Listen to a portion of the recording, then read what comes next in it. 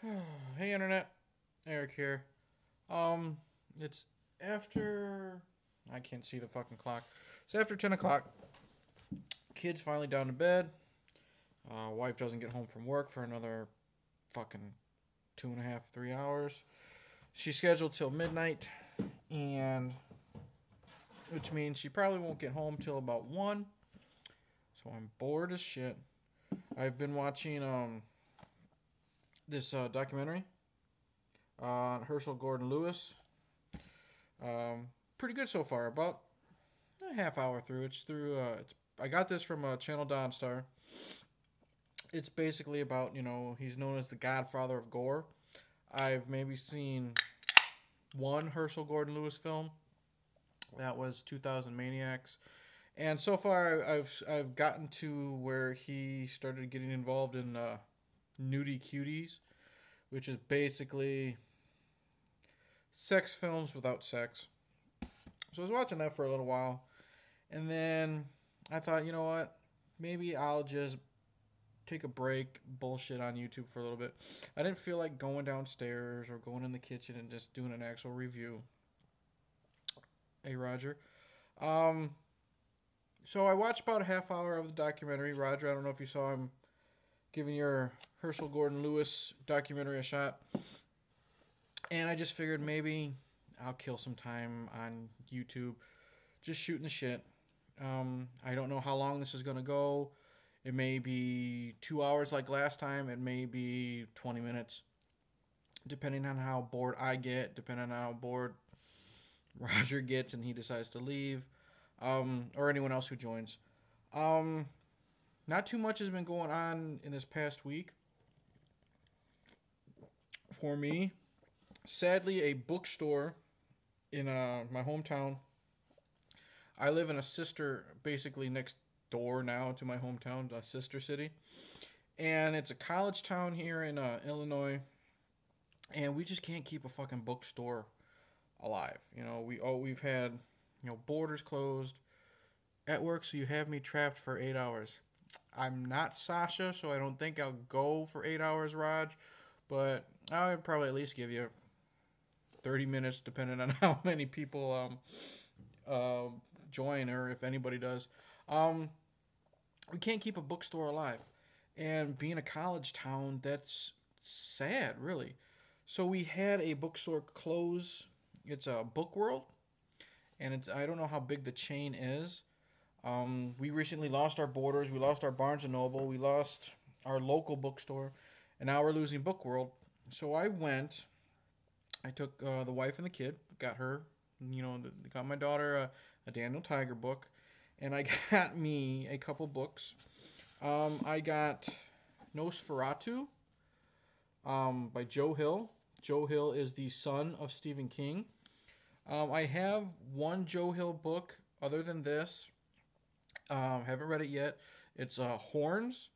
It was recently made into a film with Daniel Radcliffe, directed by Alexandra Aja, however you pronounce his name.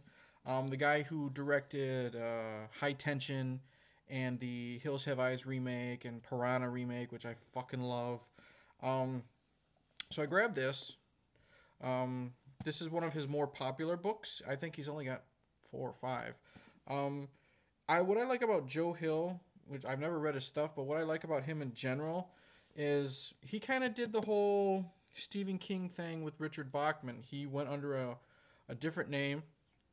He wanted to see if he could make it not being known as Stephen King's son, because his name is Joseph, I think it's Hillstrom, or Hilliam King. I think it's Hillstrom. And then, of course, like Stephen King, he was found out, but now professionally he's like, you know what? Fuck it. I've been Joe Hill for 2 or 3 books. I'm going to stay Joe Hill. But I've heard he's really good. A buddy of mine, Chris, over on Two Vloggers More, he's a big Joe Hill fan, so I'm excited to read one of them. Then I also got Clive Barker's The Scarlet Gospels. Now, I've read a few Clive Barkers. I've read The Hellbound Heart, which is what Hellraiser was based on. I've read the first 3 books of Blood. I have that. in my bookcase in the bedroom. And I've read a collection called In the Flesh, and that has the short story or the novella that the Candyman was based on, and that was called The Forbidden. And I really like Clive Barker a lot. Very descriptive, very dark, very sadomasochistic, or however you pronounce that. The books of blood are great, my faves.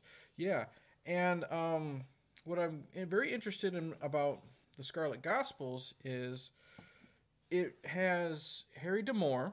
He was introduced, I think, in Books of Blood, Volume 5, maybe. But I know him, and a lot of people who don't read but know Clive Barker movies know.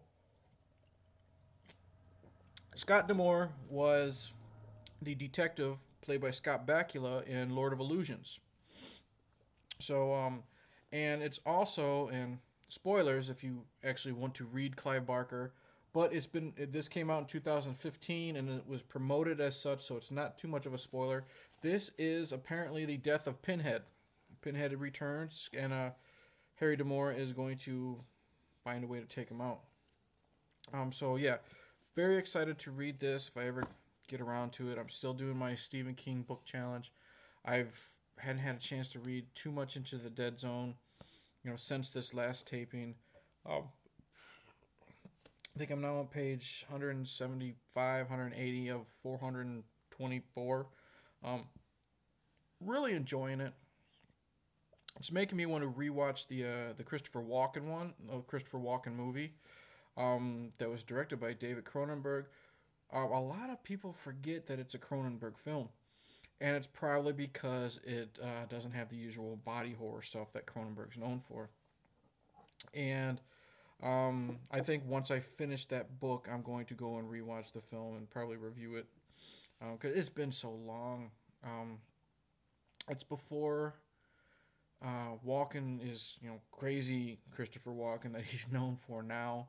The out there character. But a couple other things that's been going on with me lately is a couple things to deal with podcasts. First off, a minor thing that I'm very interested in is one podcast that I like to listen to, and I really, really recommend, is a podcast called Cult 45. And it's spelled Cult 45. It's a play on the malt liquor. And I've talked to, them on their Facebook page, and they like to recommend, or they like to review notoriously known bad movies, and then they give their opinions. Their first episode was on The Room, the Tommy Wiseau film that I want to see so much just based on its notoriety. I've seen clips of it on YouTube. And James Franco's got that movie coming out. And this podcast on The Room had me laughing my ass off at work. And they've done other things. They've done some X-Men films, and they did VHS and this and that. Well, I convinced them, because they were doing some Halloween specials, I convinced them to, the whole film is on YouTube. Search the trailer for Hamburger, the motion picture. I am one of maybe 3 people that even know it exists. I've watched it. I was forced to watch it with when a buddy of mine came over. It's from the 80s. It's basically about a group of students in college, in Hamburger College. They are taught how to make hamburgers properly. It's a 90-minute film, a sex comedy starring Dick Butkus, and he is like the hamburger coach or some shit like that. I remember it being god-awful and horrible, and it's perfect for this podcast. And rented Hamburger on VHS way back in the day. Okay, now I'm one of 4 people who know. Channel Downstar knows of it. I haven't seen it in maybe 3 or 4 years. I don't plan on ever returning it unless, they cuss me out on the podcast. So, highly, highly recommend Cult 45 podcast. And then the other podcast news is this past Tuesday, I was part of. I mentioned it in my last live cast. I was part of the podcast on the Graveyard Shift, and Graveyard Shift is it's a horror related podcast. It's a comedy podcast.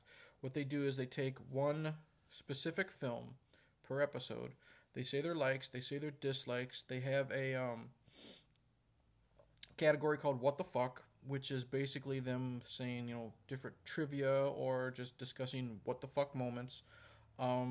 They do skits, and some of them are really really funny.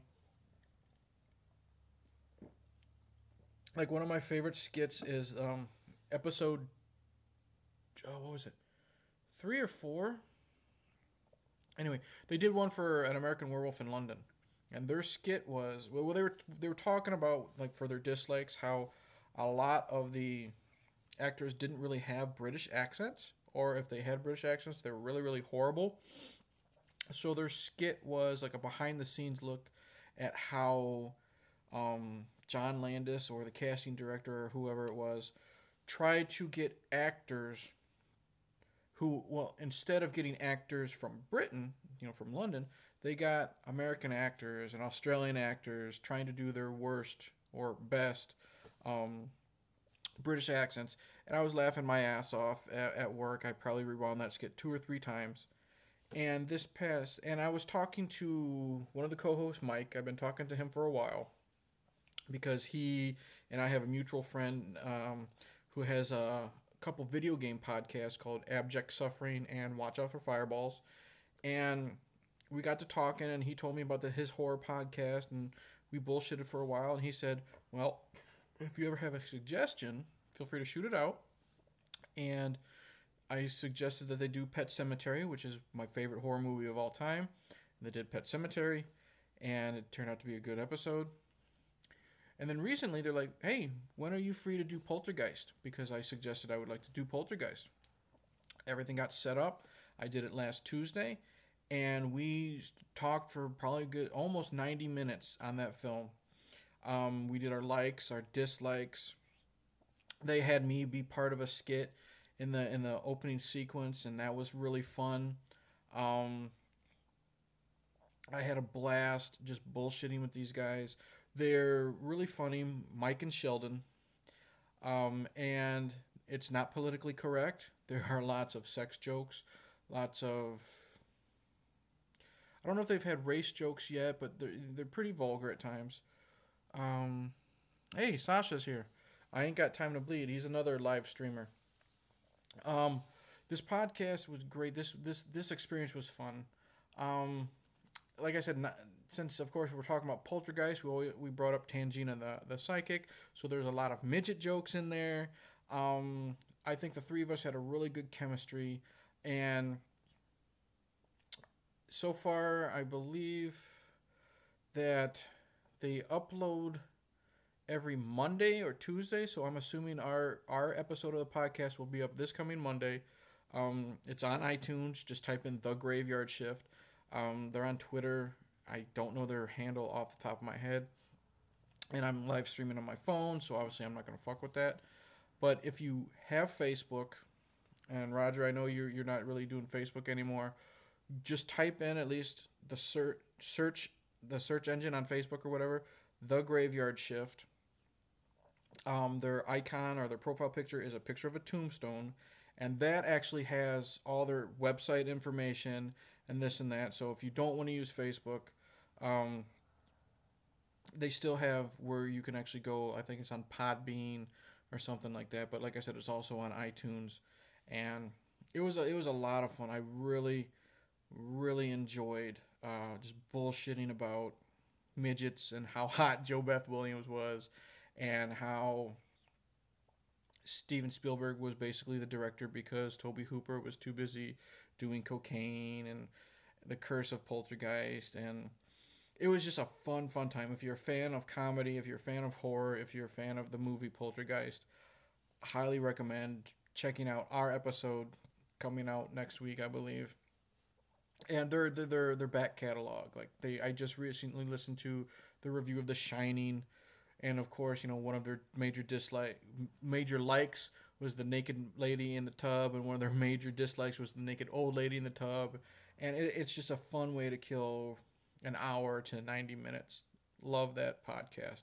So, oh, and we were both put on the spot. Both me and Sheldon and Mike, the co-hosts. At the end of the episode, they helped promote my channel. They told me, hey, Eric, talk about your channel, your YouTube channel. And I gave the usual spiel. And I said, to anybody listening, I said, I take requests. It's fun. If you want to hear me talk about this movie that you really love, or I love, and you just want to hear me talk about it. But I also threw in at the end, I said, also, I'm the type of person who I'll review anything you want me to review.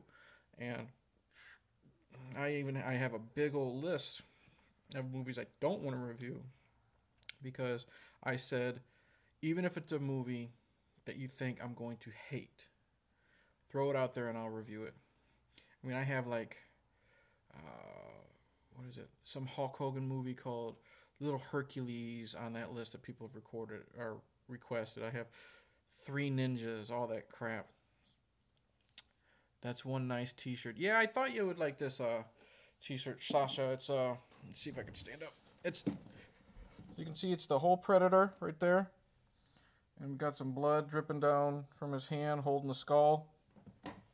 I have another, rolling chair. I have another Predator shirt. And it's in the other room. I wore it the other day because we haven't done laundry yet.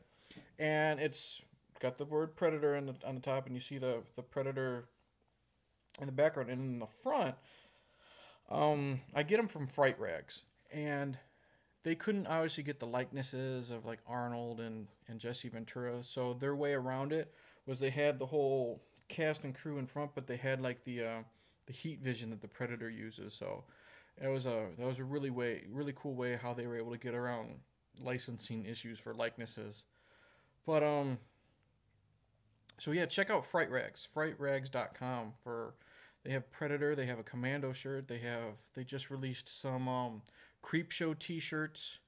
I've ordered so much stuff. If you've seen my t-shirt collection video, 90% of the shirts in that video are from Fright Rags. But what I was saying about the requests at the end of the podcast I did, where I said I'll review whatever you want, even if it's a film that I'll hate, just to be a jerk. You want me to review it? So they're like, oh, okay, cool. You're going to review, speaking to me, so suppose I have to review Hollow's End, movie I've never heard of. I believe they've done it it's one of the episodes on their podcast. I watched the trailer for it, and it looks like garbage. It's like a satanic zombie movie with a budget of like 50 cents. And I guess Sheldon told me like he had to send a digital copy to Mike because he couldn't even find it on streaming sites. So he's going to have to send me a digital copy. And he said during the episode, I guess at the end, he even broke his DVD like live during the stream. And so that's how bad it is. But I said, okay, I'll do Hollow's End if they have to do Holidays. Holidays is probably the worst horror movie I have seen since I can just even think of watching a shitty horror film. Holidays, I watched it on Netflix. My wife and I. It's 2 hours long. We made it maybe 57 minutes in, and I turned it off. And we haven't gone back to it since. It's probably been 2 or 3 months. I basically said, fuck this. This is garbage. I clicked to the main menu. I gave it 1 star, and I haven't gone back. It's, I don't know if it's technically an anthology movie, but basically, it's kind of like, what's it called? ABCs of Horror? Something like that. Where ABCs of Death, where that was a concept movie where A through Z each had a mini horror short directed by a certain director, and it had its own story, and it played for 90 minutes. Well, the concept of holidays was each holiday had a horror theme to it. And God, this was painful garbage. Um, I remember, I think St. Patrick's Day obviously takes place in Ireland, and some lady is being possessed, and she gives birth to some type of gigantic python thanks to this Celtic cult. Let's see here. Let's see here. What else was there? Easter was, of course, some psychotic Easter bunny terrorizing people, but it was just painful to watch with the acting, and the gore was bad.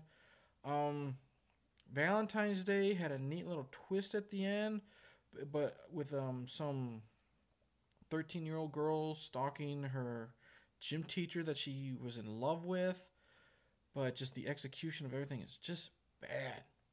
Painful to watch, boring as hell. I don't know how we made it for an hour. So, Mike and Sheldon, if you're watching, or if you go back and watch this after it's uploaded, I don't feel bad that you're going to have to watch Holidays after watching the trailer for Hallow's End. Probably one of the worst horror movies I've ever seen, if not one of the worst movies I've ever seen. And I made it through Hamburger, the motion picture. There's not, I can't think of any films that I've never finished, that I've stopped watching and never gone back to. No matter how painful, no matter how stupid, no matter how boring, it might take me 2 weeks to go back to a film, but I usually finish it. I don't know if it's an OCD thing or just be like, put enough effort into a movie, I might as well go back and fucking finish it. But no, I'm not going back to Holidays. And I like a lot of stupid shit. I love Santa's Sleigh. I told them that they need to do Santa's Sleigh for their December series of films. Santa's Sleigh is a fun, goofy movie starring Jewish wrestler Bill Goldberg as a killer Santa Claus. Guest starring Chris Kattan and Fran Drescher and James fucking Caan of all people. How could you go wrong with that? I love Howard the Duck. I love Channel Dawnstar, Santa's Sleigh, hilarious, love it. I watch it every Christmas. Along with Gremlins. It's a fun movie. It's stupid as shit, but it's fun. That's all that matters to me, as long as I have fun watching a movie. I love Howard the Duck. I've defended, Super Mario Brothers. I enjoy Uwe Boll films, and those are bad. Superman 4 I've defended on my channel. Holidays is pure garbage. So that's the end of that. People have been wondering what's going on with my channel lately, because I've only been posting maybe once a week. I've just been so fucking tired with a lot of the overtime I've been working lately at work. We're short-handed, so I'm doing the work of like 3 or 4 people. So I come home either at 3:30 or at 5. Got to give the kid some attention until her bedtime. And then by the time I know that she's like conked out, sometimes I just don't feel like doing a review. And that's why I'm live streaming right now. I don't have to worry about, knowing what I'm talking about when I'm talking about a film. I could just bullshit and just say what's off the top of my head. I can go off on 30 tangents if I want to. That's why I kind of followed Channel Dawnstar and Sasha at I Ain't Got Time to Bleed. They've been doing a lot of live streaming now instead of they both do their own like reviews or unboxings and this and that, but they basically have been doing live streaming now. I too love Howard the Duck. Saw it in cinemas in the 80s. That's awesome. I would have loved to have seen Howard the Duck in the 80s. It's one of those movies I grew up with. I probably could, if I put it on now, I could probably quote it word for word. I've seen it so many times.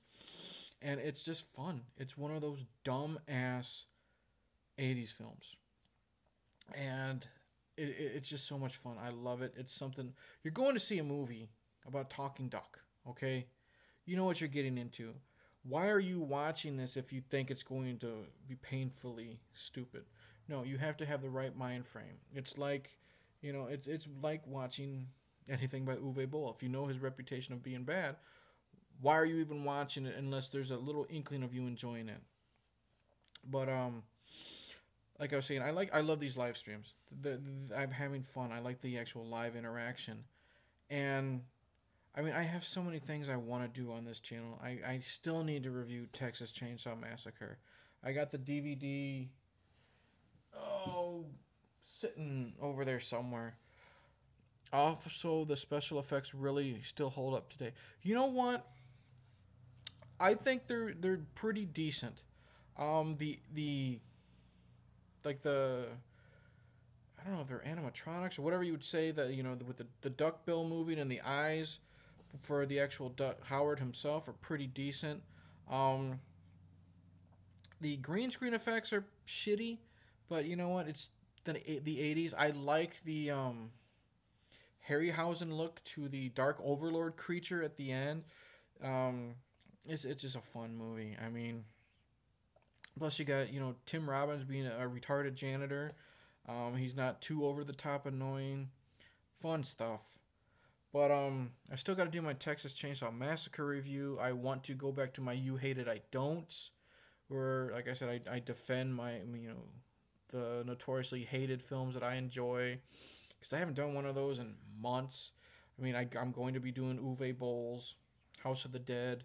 I really want to do the Jean-Claude Van Damme movie Street Fighter, because everyone fucking hates that one. And then I got to get back to my Is It Worth the Hate and Is It Worth the Hype. I have over here, here it is. Here's my Texas Chainsaw. Oi! Steelbook. You can't see with the glare. 2-disc collector's edition DVD. This is actually pretty cool. Bonus features are pretty neat. It's got two documentaries, a tour of the house with Gunnar Hansen, deleted scenes and outtakes, a blooper reel, two commentaries, one with Marilyn Burns, art director and a couple actors, and then another with Gunnar Hansen and Toby Hooper, radio spots. But I really need to review this. Speaking of my You Hate It, I don't know. Is it worth the hype? Is it worth the hate? Over there, sitting, I've had it probably in my possession for 8 months. Cutthroat Island. Gotta see if Cutthroat Island is really worth the hate it gets. It's known as probably one of the biggest. Yes, Roger, I'm going to do Jaws for Is It Worth the Hype. I have the DVD over there. That'll probably be my next Is It Worth the Hype. Because streaming on Netflix is Jaws 2, 3, and The Revenge. So Jaws 3 and The Revenge will be making it to Is It Worth the Hate. But Cutthroat Island, I know, is basically known for its massive budget and minimal money intake. It's known for being such a big budget flop that it killed whatever production company that was released it. But you know what? I like Rennie Harlan overall. I like Die Hard 2, Cliffhanger, Nightmare on Elm Street 4. I've reviewed the only movie I think I have not liked, or I gave maybe like a D+ passing, and I reviewed it here on this channel, was the John Cena film 12 Rounds. But not every director can make a film that I like, But yeah, I think Cutthroat Island will be a perfect Is It Worth the Hate. And then Just So Roger will stop looking at me in disgust, I think my next Is It Worth the Hype will be Jaws. And I'm actually very, very excited for that one. But I also have to do Rocky Horror Picture Show for Is It Worth the Hype. I'm going to eventually get to the Deer Hunter. I have sitting over there after I do Jaws, because I'm borrowing this from my friend, not Jaws, but you will thank me after watching Jaws. I'm sure I will. I'm sure I will. I'm a huge Spielberg fan. I've seen bits and pieces. I mean, I've seen the major parts. I've seen where they're singing, tired and I want to go home. I've seen that scene. I've seen the Roy Scheider smile, you son of a bitch scene. I've seen that. And then I've seen the part where the non-Roy Schneider and the non-Richard Dreyfuss guy gets it. I've seen all that over the years, but I've never seen it from beginning to end. And I'm ready to sit down and watch it from beginning to end. I'm excited. I'm a big Spielberg fan. There's not too many films of Spielberg's I can think of, if any, that I don't at least like. But I think that's a fun concept. And I like I really like that concept because I found a couple films about Is It Worth the Hate that I really enjoyed. The newest Fantastic Four, Is It Worth the Hate? Spoilers, I enjoyed it. I didn't think it was worth the hate at all. I really, really liked it. I did Leprechaun 4. I'm slowly going through the Leprechaun series. And Leprechaun 4 is probably the one that all the horror fans take the biggest dump on. And in the end, I was entertained. I actually laughed out loud in a few parts. I mean, like I said about Howard the Duck, you're watching a movie about a killer fucking leprechaun. You gotta know what you're getting into. And I had a little bit of fun with Leprechaun 4. So I like this concept. Sheldon and Mike from the Graveyard Shift also mentioned my cartoon commentaries. And they said how they really enjoyed that. They really enjoyed how me and my wife are doing. We did a few well-known ones, like we did He-Man and She-Ra and what else? Like major ones. I don't know. But we did a couple major ones, big ones from the 80s. And Tasmania. And they liked how we're doing obscure ones. Ones that are maybe ran for one season in 1982. And a lot of those are the ones that are taking off, getting big hits. Like, for some fucking reason, our cartoon commentary of the cartoon adaptation of Teen Wolf, the Michael J. Fox movie, has almost 4,000 views. How do I, some schlub who does random movie reviews and this and that, who maybe averages 25 views a video, get a video that has 4,000 views? I did Hulk Hogan's Rock and Wrestling. That just blew up, and it's now over 2,000 views. I did our last one we did maybe 3 weeks ago. It's called Fang Face. Have you ever heard of Fang Face? Probably not. It's basically Scooby-Doo, but you replace Scooby-Doo with a retarded werewolf. That's taken off like crazy. And they enjoy how it's random stuff.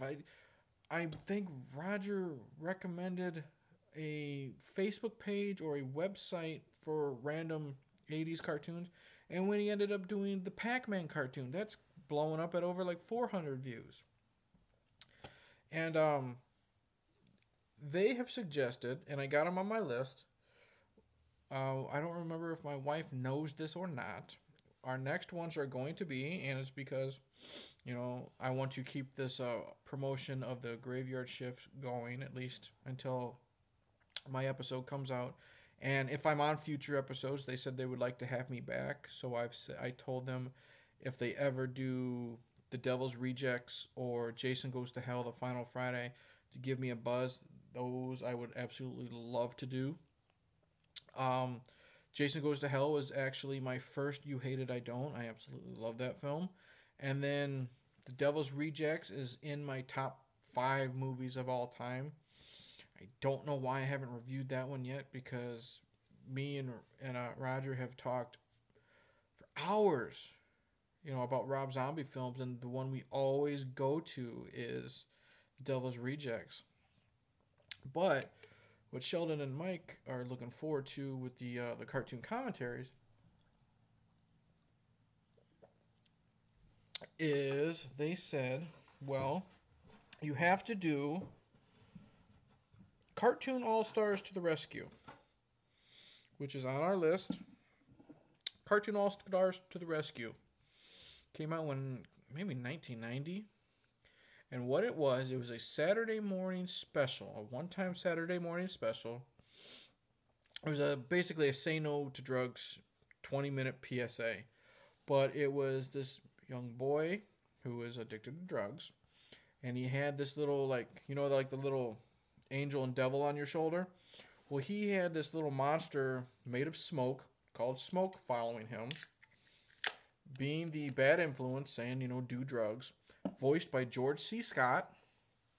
And who convinces, I think his name is Michael, who comes to help convince Michael not to take drugs, but Bugs Bunny and Daffy Duck, the Muppet Babies, Garfield, Elf, Alvin and the Chipmunks, Michelangelo from the Ninja Turtles. Yeah, my wife is going to fucking hate me. But I think I still have it on VHS in my basement somewhere. But that's going to be a fun one. I'm going to make her do that after she probably chooses one for us to do that I'm going to hate. Like when she made me do the Punky Brewster cartoon, which actually turned out to be one of our funniest ones. That and Rainbow Bright. We're also going to do, per Sheldon's request, Gravedale High. I have that on my list. It's from the early 90s. Back when every popular celebrity back then had their own Saturday morning cartoon. We have it in our playlist. Roseanne Barr had one called Little Rosie. And it's the adventures of a little Roseanne Barr with a crazy imagination. Macaulay Culkin was on one called Wish Kid. John Candy had one called Camp Candy, where he was a camp counselor. Well, we're going to do Gravedale High.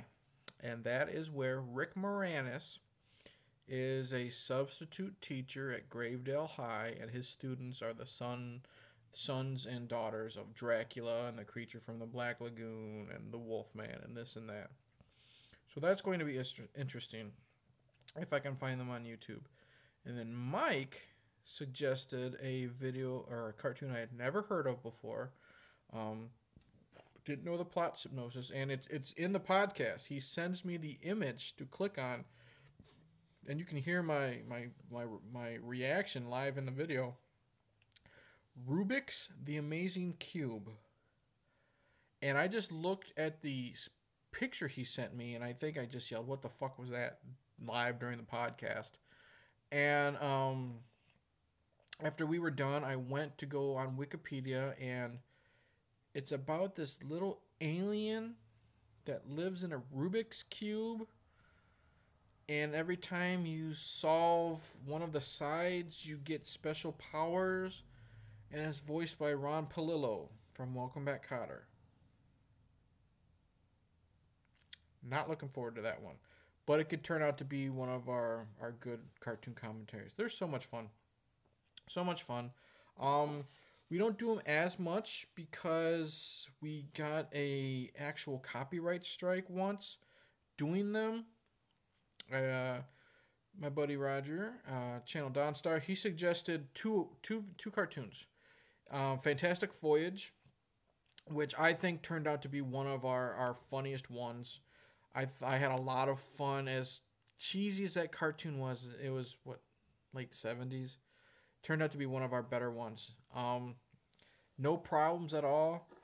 Had fun doing it. And then Roger suggested we do something called Gilligan's Planet. And it's basically Gilligan's Island, but they're on Venus or something like that. For some reason, they're able to get off the island, but in a rocket ship, and they end up in space and crash land on a planet. I don't know. It had everybody doing the voices except for I was gonna say Tina Yothers. Tina Louise. Tina Yothers. That's the chick from the Fucking Family Ties. Ugh. And they crash land on a planet, and no one's ever heard of this fucking cartoon except for Roger. Couldn't find it on YouTube, couldn't find it anywhere, so Raj sent me a site. We filmed an episode, and I put it on YouTube, and it was blocked. And I appealed it, and it was Warner Brothers that blocked it, and I appealed it, and I was denied, and which is weird. So I was denied, and they removed it from YouTube. I got a copyright strike, and copyright strikes last for like 3 months. And whatever, it's kind of promoting the like I said, no one's heard of Gilligan's Planet but Roger, and it's kind of promoting this cartoon, you know. And they're like, nope, sorry, Warner Brothers filed a claim. It's removed from YouTube. Video deleted. I'm like, fuck. I still got it on my iPad. I'm going to try to find some type of editing software to maybe reverse the image or tilt it or, you know, widen it or some shit, because it's got to be seen to be believed. And what's really weird is Warner Brothers was the one that filed the claim, right? Well, I've had problems with Warner Brothers before. Like, they blocked our Pirates of Dark Water cartoon, which ended up being really funny. But I filed an appeal, and I told them the same shit I tell them every time. I said, I'm not monetizing this. I'm not looking for financial gain. It's under fair use, blah, blah, blah. I'm just using this to try to make an entertaining video. And they unblocked it. Pirates of Dark Water is up for everyone to watch. Same thing with our Mr. T cartoon. Mr. T had a cartoon where he fought crime with a bunch of young gymnasts and a dog. And some redheaded kid who thought he was Mr. T. Another one of our better videos. Hilarious. And they blocked it, and I said the same shit, and they unblocked it. They're like, okay, sure, whatever. Just if they want to monetize it, and if there's any monetization and any funds, it goes strictly to Warner Brothers. Whatever. I don't care. I just like I like my stuff being able to be seen. I could care less about monetizing, because if I monetize videos, it feels like this is a job. And I don't want this to be a job. I want this to be an occasional, I'm bored, I want to talk about Graveyard Shift. You know, not the podcast, but Mr. T also had a cereal. He did. And I've never eaten it, but it's one of my favorite scenes in Pee-wee's Big Adventure, where he's talking to Mr. Breakfast. Would you like some Mr. T cereal? Okay. But if I monetize things, it just feels like this is a job, and I just want to like bullshit about movies, or have a drunken rant, or live stream, whatever. I don't give a shit about monetary value, because I know you don't really make a lot, and I don't want to be obsessed about views and whatnot like some people are. I don't care about, you know, thumbs up and some thumbs down like some people are. To me, you either like my shit or you don't. When I see a thumbs down, I'm like, oh, that kind of sucks. But I'm like, who cares? Who cares why I got a thumbs down? I'm just doing this to kill time and have fun. But that's why I don't monetize things. And it's really weird how I can get Warner Brothers to block, but then unblock 3 of my cartoon commentaries. And then for some reason, you know, Pirates of Dark Water was on Fox Kids, you know. It was on Saturday mornings. It was on every day after school. So it has a following. People my age know what the Pirates of Dark Water is, okay? They're fine with unblocking that. Gilligan's Planet, they don't want my video to be seen. And I just don't get why. It makes no fucking sense.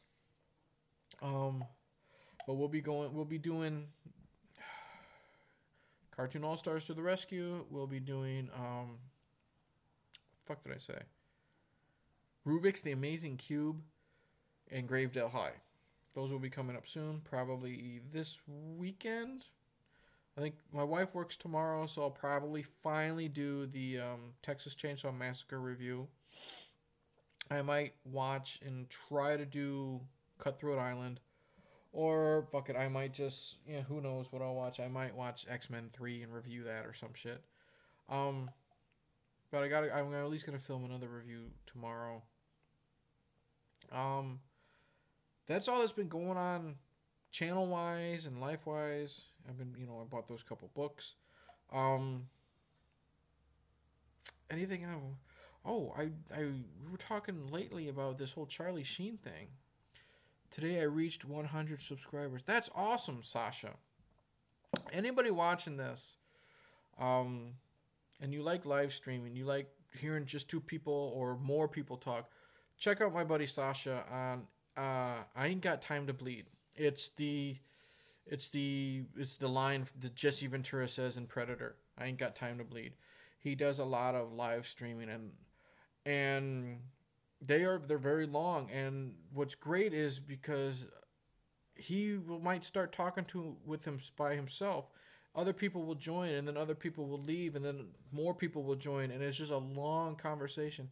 And he does some good stuff. One thing I like that Sasha does on his channel is he likes to make his own, not slip covers, but artwork for his Blu-rays. Because I hate. Oh, I don't have it. I don't have a copy of it. Let's see here. Okay, Halloween 2. All right, let's say I have just a regular DVD, but up top here it says Blu-ray copy and DVD, or it says DVD and digital feature, whatever, digital download. I personally hate looking at that. I really don't like that because maybe it's my OCD. I just don't like how it's unnecessary. It's taken away from the actual image. What's cool about Sasha, and he shows it off a lot of times. I think he did a video a week or so ago.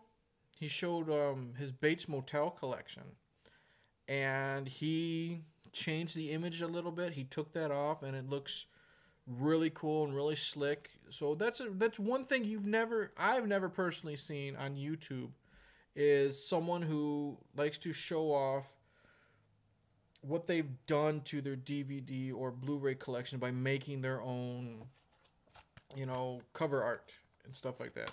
So that's really cool. So if you're into hearing people get together and just bullshit about films, I've been on a couple of Sasha's live streams.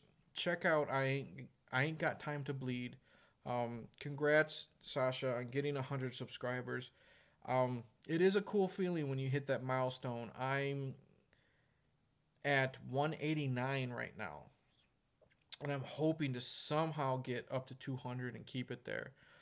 I mean, like I said, I don't monetize or anything, so it's not like I'm gaining anything, but it's kind of like a confidence booster. Like, I'm sitting here bullshitting. Wow, there are some people that actually like to sit there and watch and enjoy what I have to say.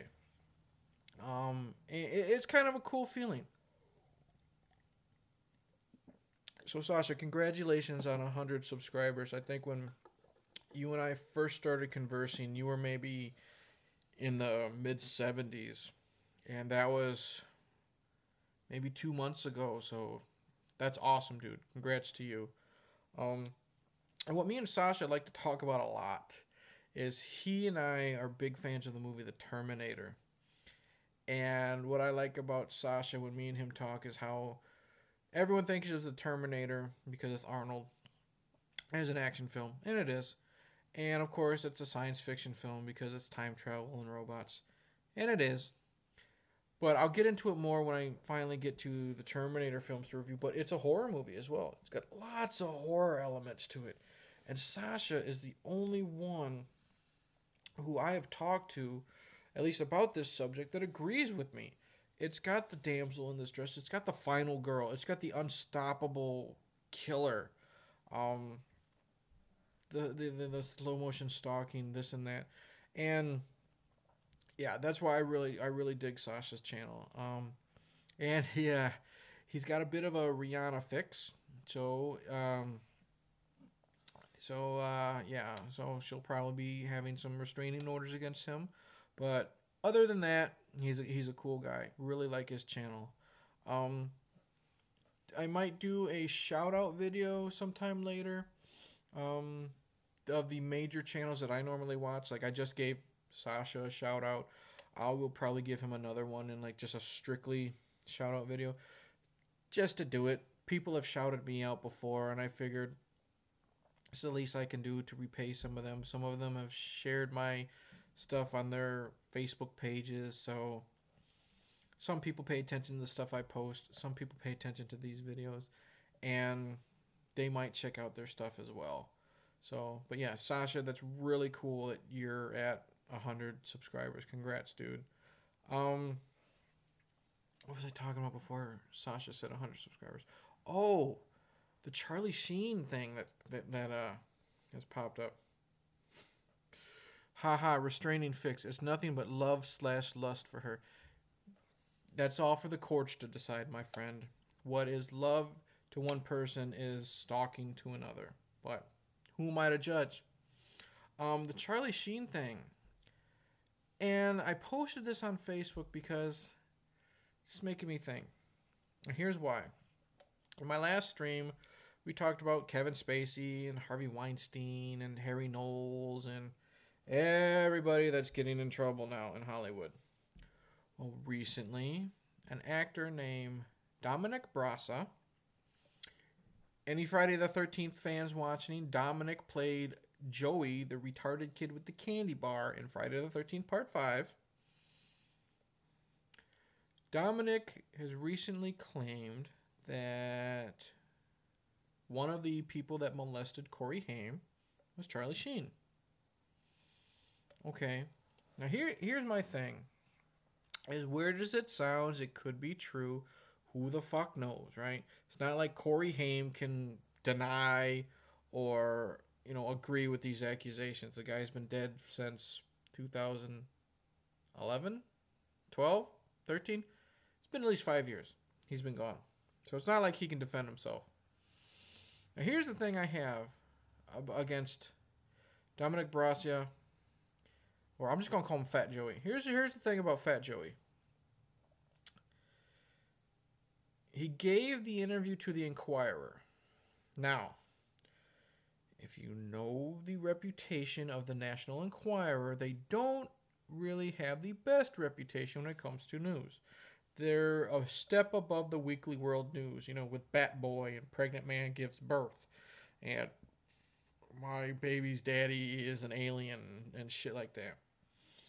I miss Bat Boy. Bat Boy is fun. My mom used to get the Weekly World News all the fucking time.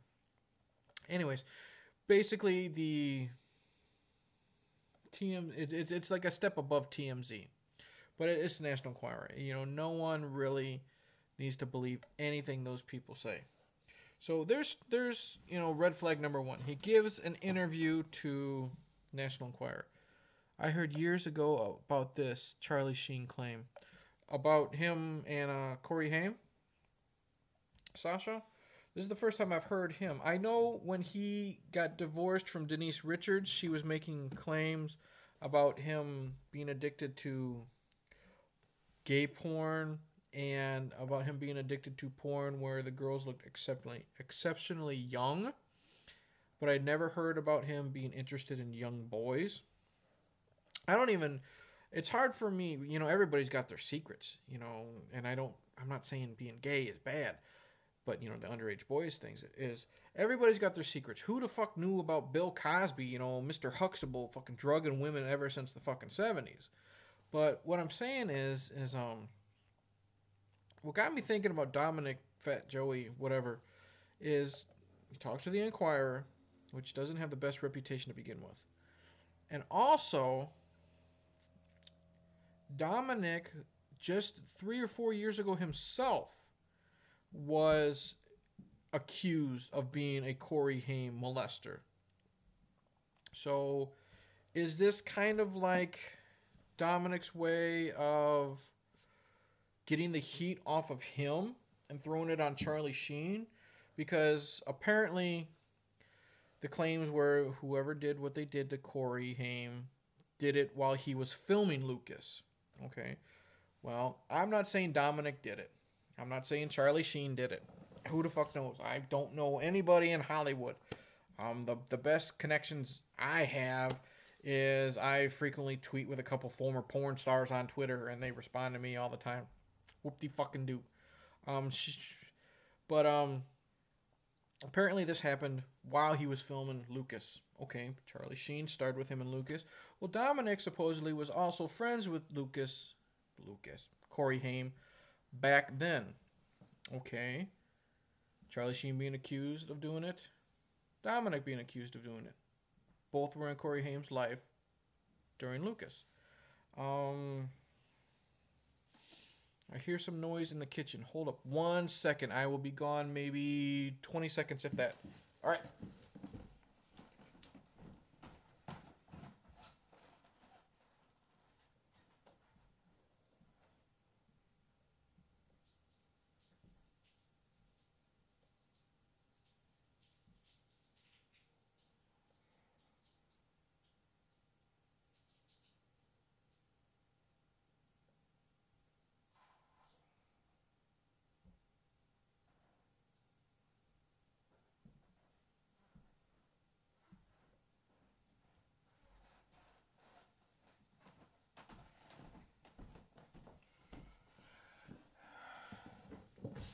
All right, I'm back.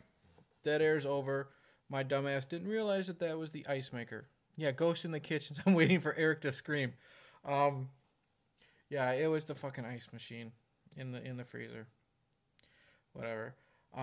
Anyways, back to Lucas Corey Haim stuff.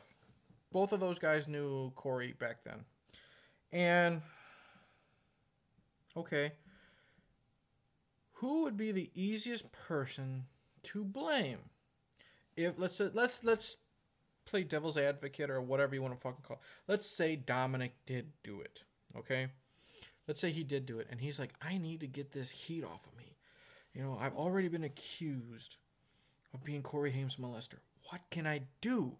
They already say it happened from somebody that was in Corey's life when he was doing Lucas. I'm gonna blame Charlie Sheen. Why am I gonna blame Charlie Sheen? Because he's batshit crazy. The man's a sex addict. The man's a coke addict. The man's crazy, like insane.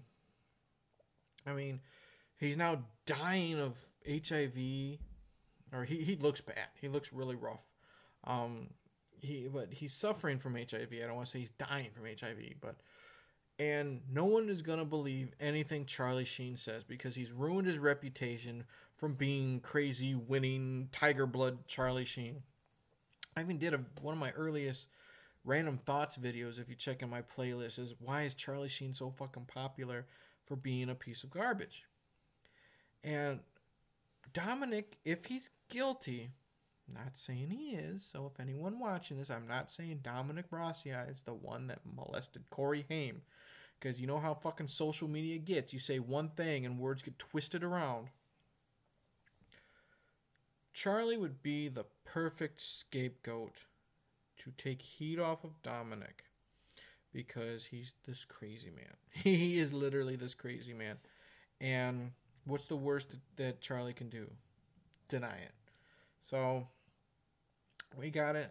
We got into some conversations at work about it, and it's just really fishy to me. I mean, sure, the Inquirer. Who else would take anybody's interview considering the subject matter? But it just seems really fishy to me, man. That a man already accused years ago of being the one that molested Corey Haim is now saying that it was another person that did it, and you've waited this long. Now, I don't know why someone would wait this long to deny any accusations. Like Charlie Sheen, he denied it within 24 hours. Dominic Brassia, he was accused and then he left all social media for years, and now he's suddenly back making these accusations. Seems kind of fishy to me. I don't know. Yeah, I don't know. Yeah. speaking of weirdos, um, another thing coming up on my video on my channel, and I'm just getting all the information soon. Roger at Channel Dawnstar, he's probably the only one that knows about this situation because back when he was doing Facebook, we conversed and I did one post. And then he and I messaged, and I have a second channel that I will not be bringing up now. I have been dealing with a troll and a liar for the past year and a half, 2 years. And it's just gotten to the point, I mean, he just made an accusation about me just yesterday. And I have a second channel based on this person that I'm dealing with right now. And if anyone watching is a Friday the 13th fan, all I'm going to say is this person wrote 4 Friday the 13th themed young adult books in the early 90s. And there was a falling out between he and I. And he started going on his personal Facebook page after blocking me and making these pretty wild and crazy accusations. And I found out about it. And one thing you should know is if you have a falling out with me and you start doing that stuff, make sure you don't say anything that I could use against you. And basically, I did my research and I found out some really bad things about this guy. And I got to the point, you know what? I'm not going to put this on Facebook. I'm not going to bring it on my YouTube channel. I have a second YouTube channel that is basically strictly talking about this guy. If anyone wants to know what I'm talking about with this second channel, you'll have to personal message me here. I'm not going to get into it now because I'm going to make once I get all the timeline, I got a lot of shit on this dude. Timeline correct, because whenever I make these, I find these weird things about this guy. I want to make sure I have proof. I want to make sure that I'm not making these claims that are wild. I'm going to make it public. I'm going to talk about everything that he said about me, all the lies he said about me, trying to trash my reputation. Whoop-de-doo, like I have a reputation.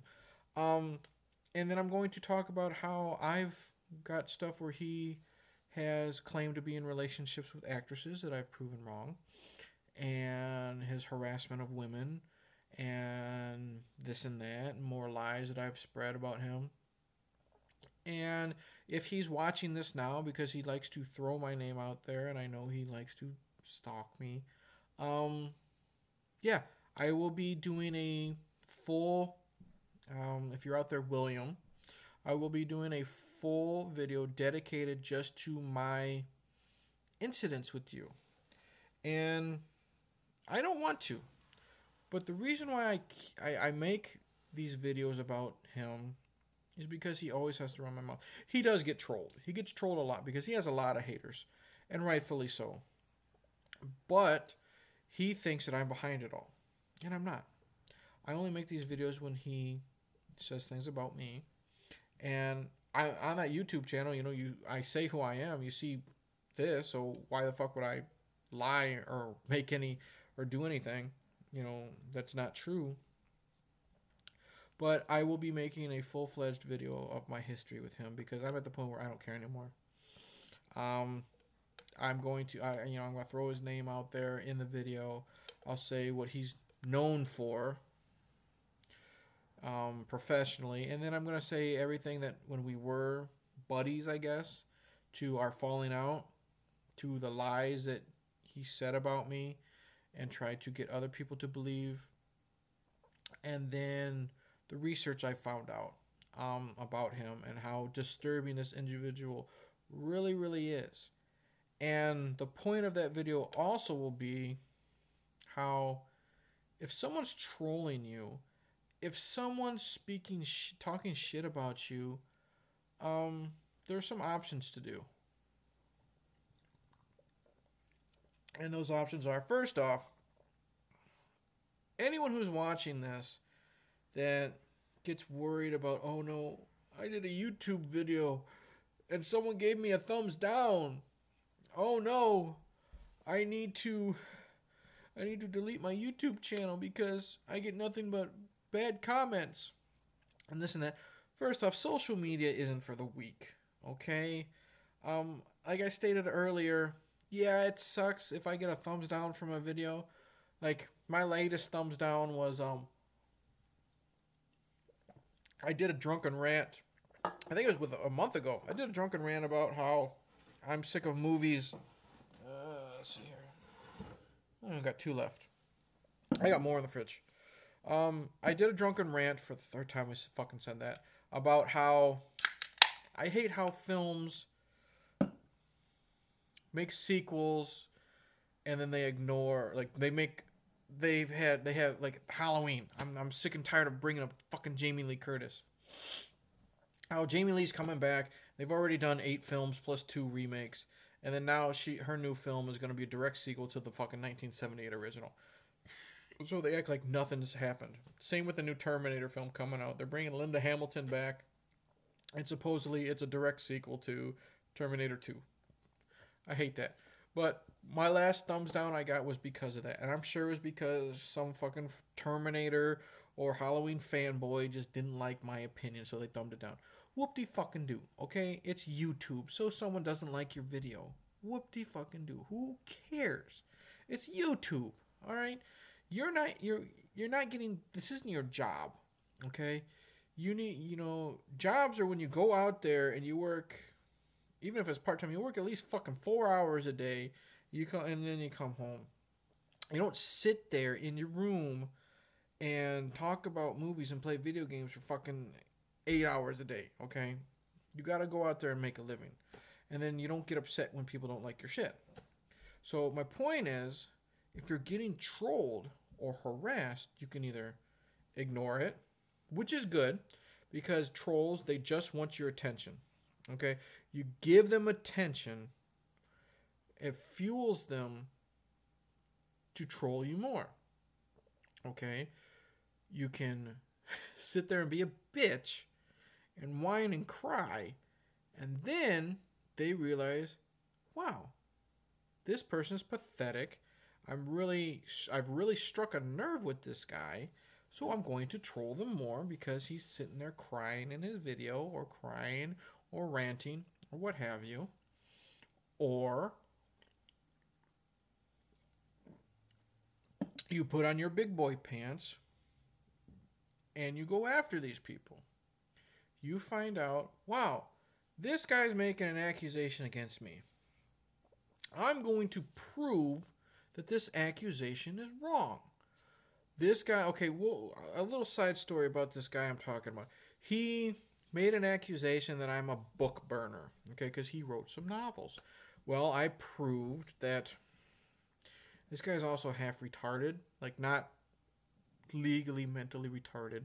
A mentally retarded person is actually quite smarter than this guy, but I claimed that I burned some of his books in my fire pit outside. And then I showed him the picture that he claimed, and then I talked about how my fire pit was, and this and that, and how it didn't work, and, didn't sync up. But my point is, if someone's trolling you, be an adult and go at them. 9 times out of 10, if you have the fucking proof that the lies that they're spreading about you are false, make them public, throw it in their faces, and see how they'll respond. Either they can shut up, admit they were wrong, or try to find some other reason to try to torment you, to harass you. And then if they keep trying to harass you, you use that as another example of going after them again.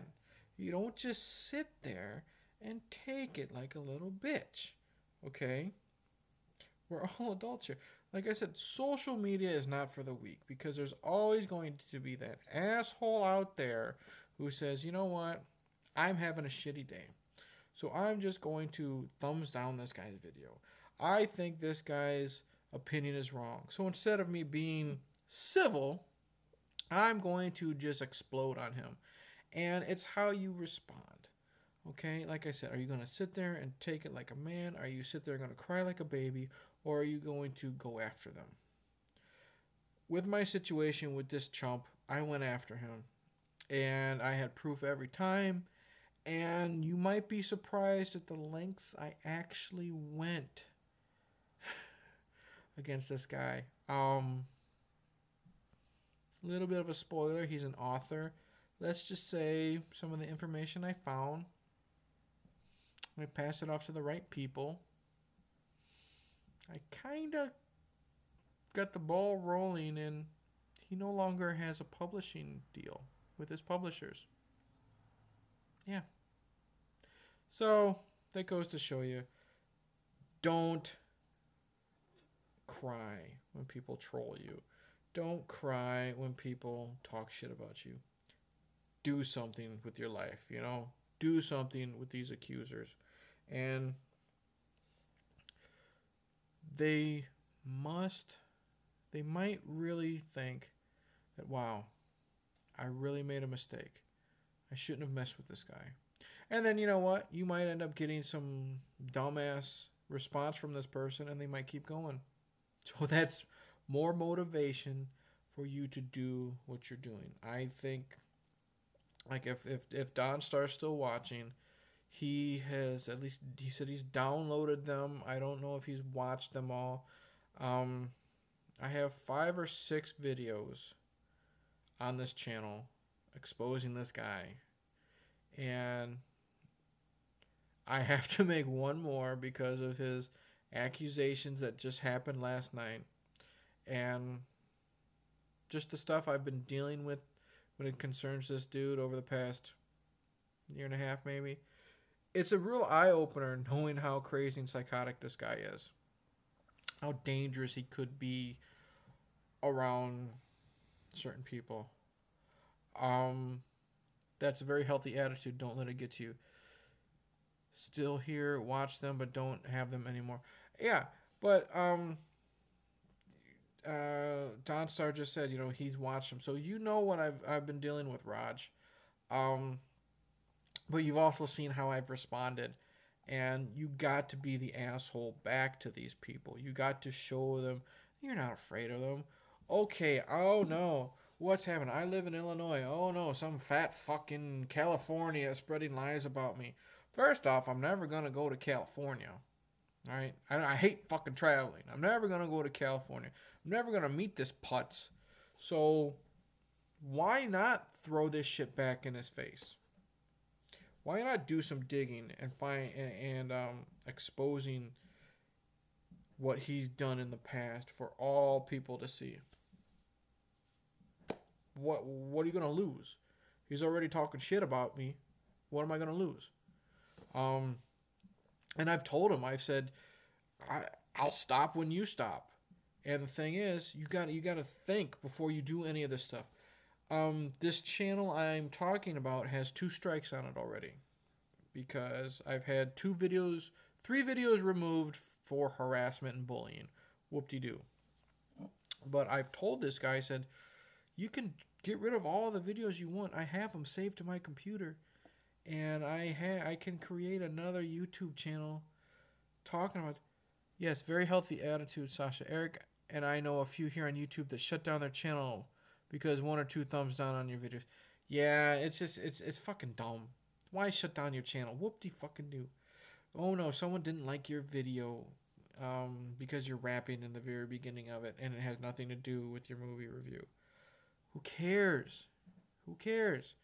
It's YouTube. It's social media. Social media is pointless, okay? That's why I've been using Facebook less and less, because it's just become some pity party. I don't know why Don Star has officially quit YouTube, basically, but I know he's getting tired of the pity party, and that's just what it is. But social media is also what you make it. With my Facebook page, I'm at the point where, I mean, Raj has seen a lot of my posts before he quit. He knows I'm at the point where I'm tired of the pity party. You know what? If you're complaining about, you know, I hate my job, well, you know what? I know somebody. I'm actually guilty of that myself, but learned of it from now. Well, it is a learning experience, Sasha. But you know what?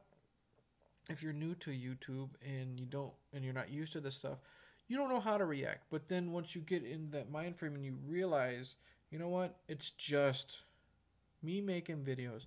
Not everybody's going to like it. Okay?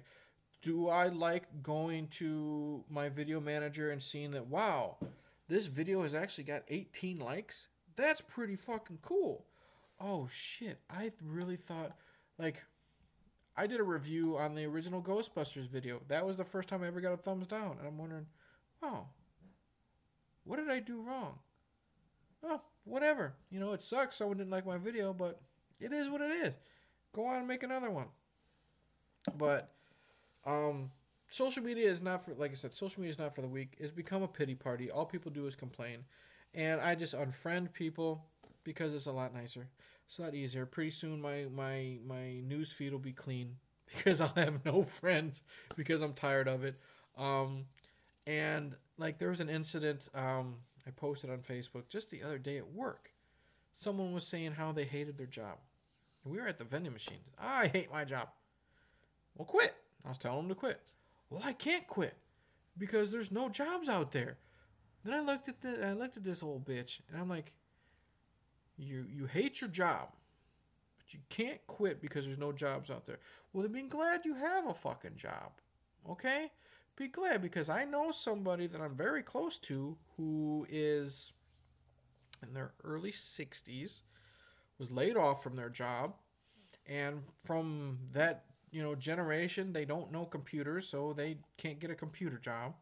They've only done grunt work, and so they've applied for warehouse positions and this and that.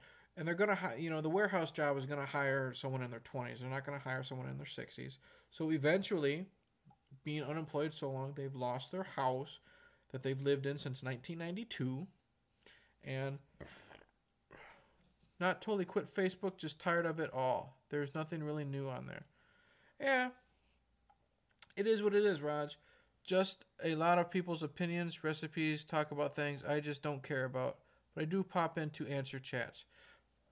You know what? And there's nothing wrong with that, Raj. Like I said, it's boring sometimes.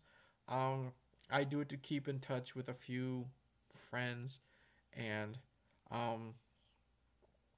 post stupid shit.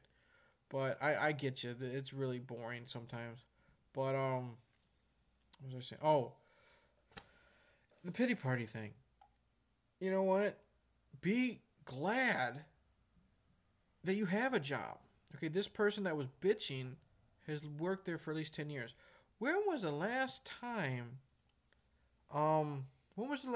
you actually know of a situation where you were able to work at a job, or anyone was able to work at a job for 10 years? Not when this economy took a fucking dump. People getting laid off left and right. So I got this old crone complaining about, and she's retirement age, so fucking retire. Quit your fucking bitching. Retire. Well, I can't retire. Well, then shut the fuck up. Do it. Be glad you have a fucking job. Be glad you didn't get laid off and you can't get another fucking job, and you're not, you didn't lose your fucking house. Be happy that your life may suck right now, but be happy that you have a job. You can provide for your loved ones. You can put fucking clothes on your body. You can put fucking food in your cabinet. When this person I'm talking about lost their fucking house, they have to go to the food pantry every now and then because they're on fucking Social Security and retirement or whatever you call it.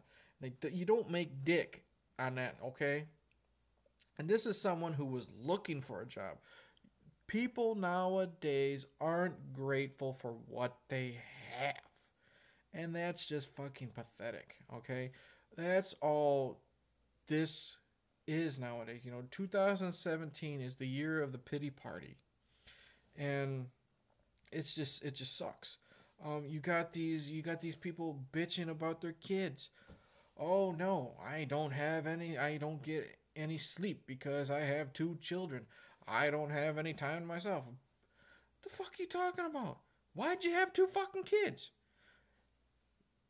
You have a child. And having a child is like the best thing that could ever happen to you. Best thing that ever happened to me was becoming a dad. But I knew when I had a child, my life is going to be forever changed. You're never going to have rest. I'm never going to have time to myself unless, she's asleep right now and I'm fucking wasting my time to myself, drinking and talking to you fuckers on YouTube. And that's fine. But you have to realize when you have a child, your life changes. Okay, if you're in that child's life, your life changes. They're your number one priority. Okay, yes. Did you really think having a kid is going to be easy? If you did, you're fucking retarded. Okay? You got the constant feedings at night, the diaper changes, fucking potty training. Fucking sucks, dude. Potty training, all right? It'd be a lot easier if kids can wear diapers for the rest of their lives. But here's the thing. You complain about you have no time to yourself. Then why did you have the fucking kid? Why did you have a second kid? Why did you have a third kid? Why did you have 7 kids? First off, it's 2017. There's no fucking way you can accidentally get pregnant if you're married. Okay? I don't care how fucking in the moment you are. You strap up and you put on protection, or else you're going to get fucking knocked up, and then you have no one to fucking blame but yourself. But you're there complaining about how rough it is to be a parent. Well, again, you don't realize how lucky you are. You don't realize, how good you actually have it because you're too busy bitching. Well, think about this. Is your kid healthy? Well, yeah. Any major medical problems? No. So basically, your only problem is you have no time to yourself and your kids driving you nuts because they're loud. They're kids. Yeah. Okay.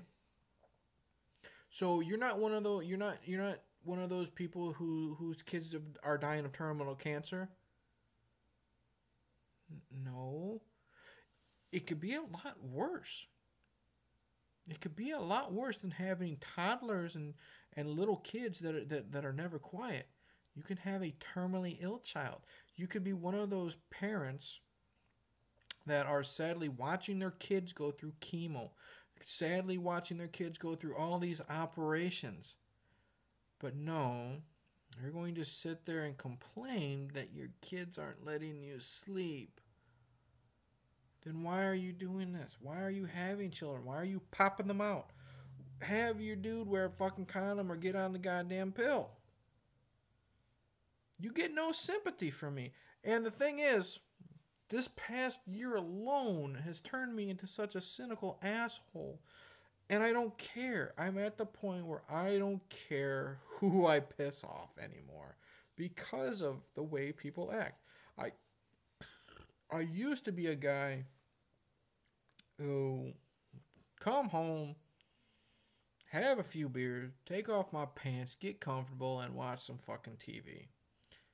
I'm still that guy, but now I'm just more frustrated because of how stupid people are nowadays.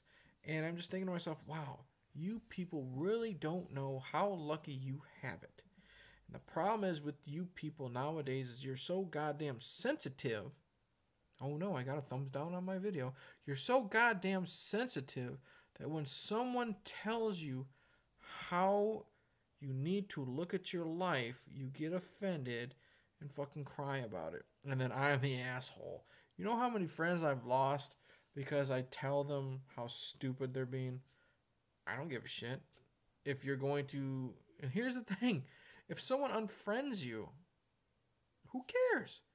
You have so many people, and this is another reason why Facebook is fucking stupid, or social media like Twitter or any of that stuff. Oh no, someone I see I have fucking coworkers at me who are nothing but fucking pity parties, so I fucking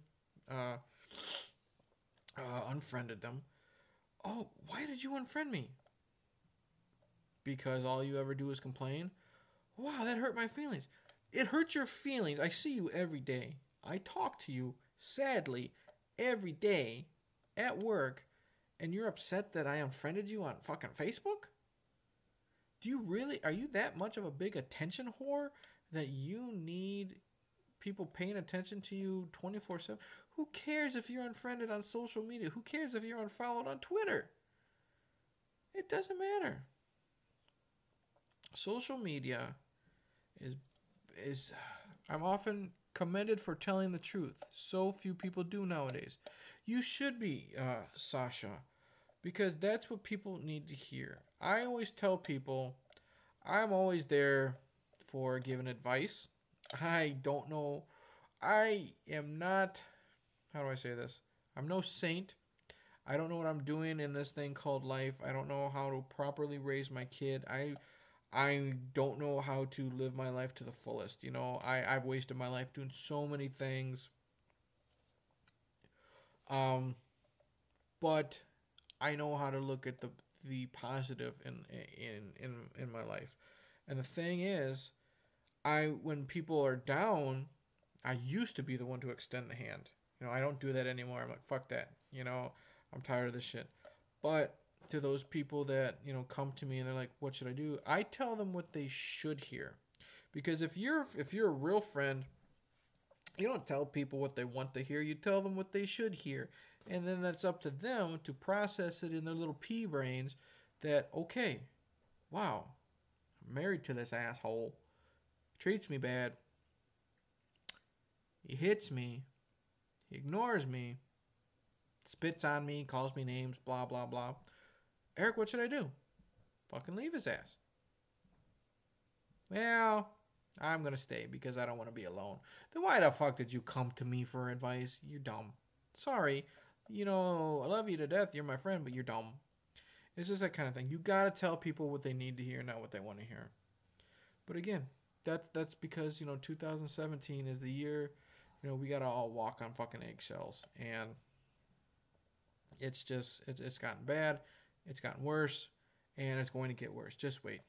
Thanks, Obama. Because all we care about is how much we hate Trump. And I'm not getting on a Trump tangent because A, I don't follow politics. B, I don't vote, so I could care less what the hell he says or doesn't say. He's just basically a scapegoat. Is he a blowhard? Sure. Who isn't a blowhard in 2017 though? You may hate him. Go right ahead. That's your God-given right. But somebody voted for him. That's all I'm going to say. Somebody voted for him to get in to office. You may say he's not your president, but he really is. And he's going to be president until he's either out of office by, the end of his 4-year run or he's impeached. Until then, just fucking deal with it. Quit wasting your time saying how much you hate the president. Do something fulfilling with your life, okay? Just deal with it. Wow. This really went off on a weird tangent. I started talking about Herschel Gordon Lewis and podcasting, and then I got on about this author that I've been dealing with and social media, people complaining, and that's what I like about these live feeds, man. I see these little comments to the side of the video, and they just get my mind going. Are you a fan of Kevin Smith flicks? Yes. Love Clerks. Because here's the thing. Kevin Smith is like Quentin Tarantino with dialogue, but good. Because I went out, Sasha, I don't know if you watched my last live stream. I went off on Tarantino a little bit, how he's a little overhyped, but he's good with dialogue. Kevin Smith, I love his dialogue. I love how he can make a 90-minute movie with just people having random conversations like you and your buddies and being fun. Loved Clerks, especially because I worked with the public before. I worked at a grocery store and then I moved into the bakery, so I knew exactly what these fuckers were feeling when it came to dealing with customers. Absolutely love Clerks. Love Mallrats because it's just comic books and Stan Lee and just goofy shit. Chasing Amy was really good as a drama. Dogma, I'm not getting into it. I'm gonna save it for a drunken rant. My views on religion and organized religion. Dogma was a great, No, this is the first live stream I've caught of yours. Sorry to say. Don't worry about it, dude. Um, didn't hear about the Herschel flicks. How'd you like the doc? Looking forward to watching some of his films now. Raj, I'm about a half hour into the doc right now. They're still talking about his nudie cutie phase. I'm really liking the documentary though. So far, they've talked to Joe Bob Briggs and Herschel and a couple of his other friends. But I'm going to finish it after I get done live streaming. I am looking forward to it. He seemed like at least a cool guy. Really fun to listen to. But what was I saying? Oh, Kevin Smith, Chasing Amy is fun. Not gonna get into my views on organized religion now, but Dogma was a good punch to that, and it was entertaining. Jay and Silent Bob Strike Back. Kevin Smith at the time thought his movies with them were going to be done, so he just threw everything on the wall, hoped for it to stick, and it came out to be a fun fucking movie. Me and my wife are the only two people in the world that enjoyed Jersey Girl. Eventually, we're going to review that. I don't give a shit. I really, really liked Jersey Girl. Let's see here. What else do you do? Clerks 2. Clerks 2, I saw the trailer for it in the theaters. I don't know what fucking movie I was seeing. Saw the trailer for Clerks 2, and that looked like the biggest piece of stinking hot garbage I've ever seen in my life. I did not want to see Clerks 2. And then I saw it, and I'm like, wow. This is proof that a trailer can be shitty, but the movie can be great. Absolutely loved Clerks 2. If you haven't seen it, get a hold, I don't know if it's on Blu-ray, but get a hold of the DVD of the complete Clerks animated series. I watched it on TV for the 2 episodes it had before it was canceled. And then the rest of the DVD, I think, has 6 unaired episodes. It's just like the first film. Just like the first film, but with cartoons, so they can get away with being so bizarre and so off the wall, and it's great. One of my favorite scenes is Dante's on trial, and the judge is literally Judge Reinhold, the actor who does the voice, and they put George Lucas on trial for The Phantom Menace, and really, really fun. I never saw Cop Out. I heard it was horrible. Clerks 2 was great. Red State is my favorite Kevin Smith film. Yes, I have that Clerks cartoon set. Yeah. Never seen Cop Out. I've seen bits and pieces, and I didn't like it. I'm not a huge Tracy Morgan fan. I liked Tracy Morgan in that brief cameo he had in Jay and Silent Bob Strike Back, where he was the union member pot dealer. I, too, really enjoyed Jersey Girl. Still waiting for the director's cut he promised us. I didn't know there was a director's cut. And I liked how he was promoting Jersey Girl as, this is not Geely. You will like this. Jennifer Lopez dies within 20 minutes. So that tells you something. But Cop Out looked bad. Looked horrible. And that's when Kevin Smith and Bruce Willis had their little feud. It's common knowledge Bruce Willis is a fucking asshole. So, you know what? He is what he is. I love the Die Hard films. And what else? And, and Look Who's Talking, and what other cameos he's done. Death Becomes Her was okay. Sorry, Rod, still not a fan of Hudson Hawk. But, still don't want to see Cop Out, but I will because it's Kevin Smith, and eventually I'll get enough guts to watch it. Really liked Tusk. Really, really liked Tusk a lot. I didn't know how to go into Tusk, knowing that it's basically Cop Out had me in stitches. Maybe there's something wrong with me. Cop Out is worth watching, but still shit.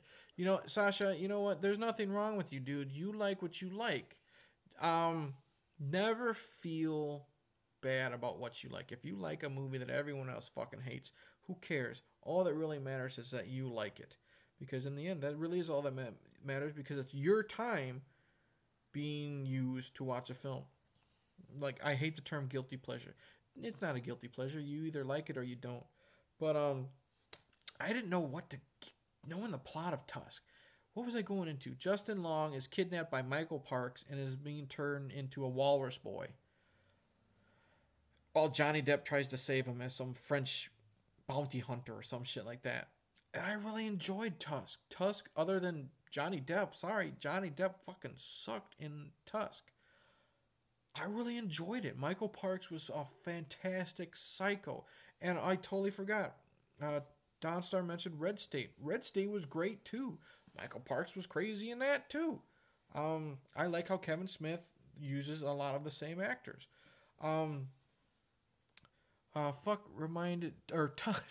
Tusk reminded me of Human Centipede, but I don't know which movie came first. Red State was pretty funny. Tusk was based on a true story Smith talked about on his podcast. It wasn't a true story, Raj. I know that they just got the idea, I think, of just, you know what, let's try to get the most bizarre movie made type of deal. Reminding you of Human Centipede. I've seen the first 2 Human Centipedes. The first one, I enjoyed. It's not as gross as everyone says. It's kind of like Texas Chainsaw Massacre. It's the reputation. The original Texas Chainsaw Massacre, unless, someone who's like me or Don Star who's seen the Texas Chainsaw Massacre hundreds of times. A lot of people are like, oh my God, that movie was so bloody. There's hardly any blood in this fucking movie, but it's what your mind, just fucks with. Well, same with Human Centipede 1. It ain't that fucking gross. The concept is gross. Fan of Big Lebowski. Yes, love Big Lebowski. I'll get to that in a second. The concept of Human Centipede is fucking gross. People being sewn ass to mouth while they shit, in each other is fucking disgusting. But as gross as that concept was, I enjoyed the first film, mainly based on the actor who played the surgeon or the doctor. Dumb concept, decent execution. The second one, I think they made disturbing and gross just for the sake of it. I did not enjoy that one at all. And I think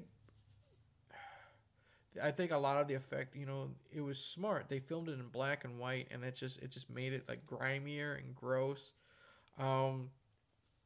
Let's just say, gross for the just gross sake. The baby head scene, no. Haven't seen Human Centipede 3 yet. It's on my Netflix queue. I'll fucking see it. Because I enjoyed the first one. I hated the second one. And this one has, like a 60-person long Human Centipede. It's also starring Tiny Lister and WWE wrestler Gangrel.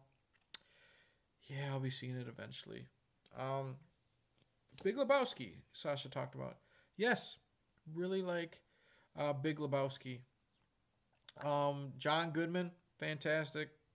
Steve Buscemi, fantastic. Jeff Bridges, I was going to say Jeff Daniels. Jeff Bridges, fun. Everybody's fun in that movie. John Turturro as Jesus was great. You don't fuck with this Jesus. And what I like about The Big Lebowski is I mentioned this in my last live stream, is these urban legends or movie theories. One of my favorites, and it almost works, is think about it. Next time you want a tow, I can get you a tow. Yeah. Over the line! Next time, anybody who is a fan of Big Lebowski, Zack and Miri is hilarious and surprisingly heartfelt and touching too. I totally forgot Zack and Miri make a porno. I didn't really care for it, but I think that's because I was sick and tired of Seth Rogen. I was tired of him popping up everywhere and being the slacker stoner. I mean, that's all it seems like he can play. I just got tired of it. It's in my instant queue. I'm going to give it a second shot. But next time you guys watch Big Lebowski, this theory almost works, almost fucking works. Watch it with this in mind. Donnie, Steve Buscemi, is dead. Okay? He was killed was he a Vietnam vet or Desert Storm vet? I think it was Vietnam vet. Let's just say he was killed. Okay, and he is actually a dog that Jeff Bridges and John Goodman take around with them. Only the viewers see him as Donnie. But in reality, he's just a yapping dog. Because if you think about it, they never really acknowledge him unless they're telling him to shut the fuck up. He's always saying, "Hey, dude, what's going on? Hey, dude, where's your card? Hey, dude, what happened to the rug? Blah, blah, blah, blah, blah. Mark it down, dude." So it's like a yapping dog. They never acknowledge him. Um, I don't think they ever. I don't think they ever, like, if he's talking to them, they ever say, like, "What do you want?" or something like that. They're always telling him to shut up like you would tell an annoying dog. And I think they only mess it up one time. And then, of course, the dog gets shot at the end, type of deal, and Donnie's been dead the whole time. So I think there's only one scene where that isn't plausible, but it's fun watching that movie with that in mind. Now that's a theory and a half. Yeah, I would like Sasha. I know you love the live streams.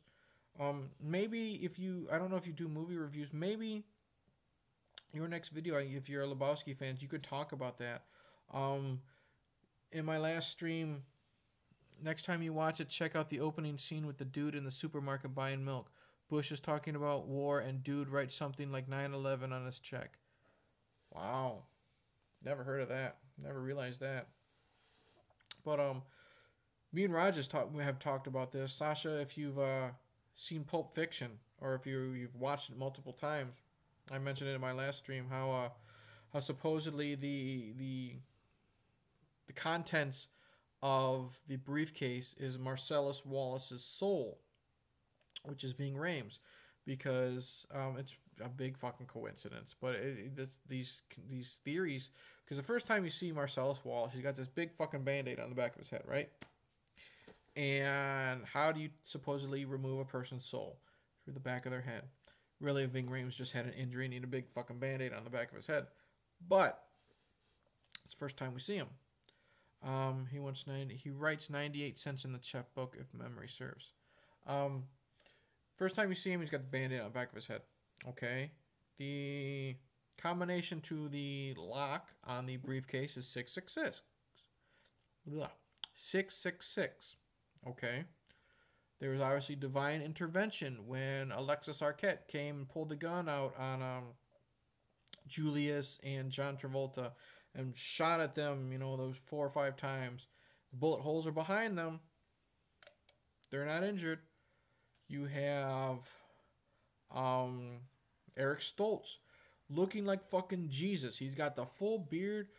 Also in Reservoir Dogs, they are in a coffin warehouse. As the movies goes on, more coffin appears. I mean, I've heard talk that the it's actually the diamonds from Reservoir Dogs that are in the case.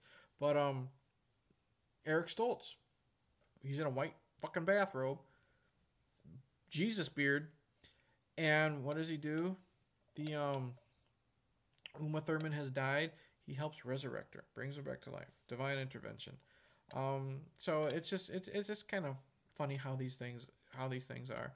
They're all bullshit, but it's just fun, just letting the gears in your head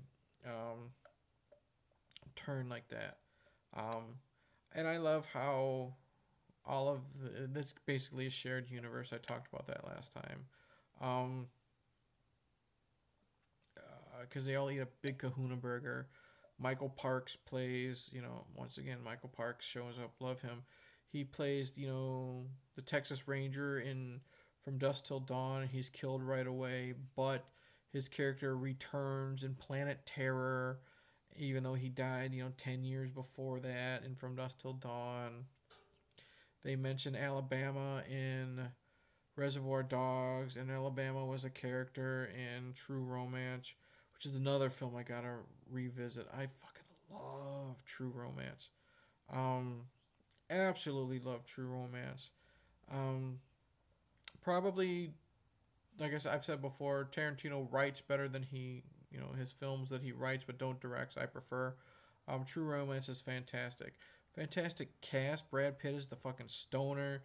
Val Kilmer as the Elvis hallucinations whenever Christian Slater needs to talk to somebody for confidence. Fucking Chris Penn and Tom Sizemore as Nicholas and Dimes. And I guess Tarantino wanted to do a spin-off movie with those guys, those characters. That would have been awesome. Fucking Bronson Pinchot, Balky from Perfect Strangers. Fantastic cast, fantastic action. And I just really enjoy it. It's so much fun. It's a great ensemble cast, and it's just a fun action movie. Michael Rappaport as as the wannabe actor, who the first time we're introduced to him, he's sitting on the fucking toilet. Um, yeah, another fun movie that I need to revisit. I don't know what else I can talk about tonight. This has been fun. Um, yeah, now I want to go watch Big Lebowski. I sadly don't have that. I really, because I enjoy the Coen brothers off and on. Loved Fargo. Loved Big Lebowski. Double love. Um, I imported the Asian True Romance Blu-ray. Has much better transfer and audio. Okay. Um, what did I say? Love Fargo. Love Coen Brothers. Bloods. I don't know what was I saying. Coen Brothers. Oh brother, where art thou? Fucking double love. Raising Arizona. Raising Arizona is back before Nicolas Cage went super crazy and named his, started, buying castles and naming his kids after Superman. And be just turned into a self-aware shitty actor. But absolutely love Raising Arizona. Oh brother, where art thou was great. No Kingdom for Old Men was okay. Um, so I don't know what else they have done that I've seen. I love Blood Simple. It's a favorite of theirs. Okay, I will have to check out Illinois Thunder. This is the first time I've actually acknowledged you. Thanks for joining. I know you've commented on a couple of my videos before, so thanks for actually joining the stream. I'm gonna check out Blood Simple. I'll go add it to my Netflix queue. What's Double Love? Well, I said because I loved Fargo, I love Big Lebowski, I double love Raising Arizona because I love it twice as much. It's such a fun movie with Nicolas Cage and Holly Hunter and of course John Goodman because John Goodman's in like every one of their movies. Um, William Forsythe, such a great movie if you've never seen it. Hey, you got 190 sub now. Awesome. I was at 190 the other day, and then I dropped down to 189 before I started this, so now I'm at 190. I don't know. I don't know what I'm hoping to get to 200. I mean, I don't really care if I do or not, but it's just a cool feeling. I'm glad that I have that many subs, and I have frequent people who enjoy what I'm doing and converse. I like the conversations we have. Um, but yeah, Sasha, that's what Double Love is. I just said it's basically because I love Raising Arizona just that much. If you've never seen it, go out and see it right. Get yourself a copy. It's so much fun. It's Nicolas Cage as a former inmate. He's always getting arrested for Miller's Crossing is very underrated. Coen Brothers too. Okay, I'm gonna go on their Wikipedia and just write down what they've done. Um, he's always arrested for holding up liquor stores and stuff. Falls in love with Holly Hunter, who is the police officer who's always taking the mug shots. They can't have a child because she's unable to give birth. Well, this family gives birth to um, 7 little babies, and they decide to steal one, raise it as their own. John Goodman and Will Forsythe are old cellmates of I Own Raising Arizona on Blu-ray. Love it too. Okay then. You ate sand? We ate sand. You ate sand? We ate sand. And I think one of my favorite, he's not a major villain, but one of my favorite is it antagonists in a film when they're the bad guys, like is that biker dude. I love Randall Tex Cobb. He's so scary and intimidating in that film, and he's got the best fucking entrance in a movie other than Rumsfeld from The Burbs. That big mushroom cloud in the back, and he just hauls ass on that fucking motorcycle, and he's blowing up the rabbits and shooting the lizards, and he's just a dirty, disgusting, dangerous man, and I fucking love him. And then you've got, of course, the voiceover from Nicolas Cage describing him, and it's great.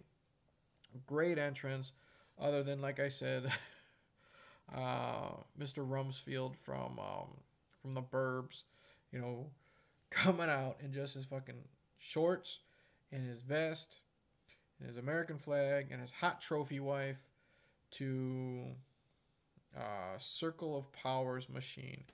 And it's been forever since I've watched The Burbs. I think the last time I watched it was when I reviewed it on my channel. Although the Coens seem to have a fetish for animal cruelty in their work, they do seem a bit twisted. Yeah, I've noticed, at least in, Raising Arizona, where Randall Tex Cobb blows up the rabbits and shoots the lizards. But I don't think I've watched The Burbs since I did that review of it months ago when Roger was nice enough to send me that on DVD in that huge ass care package.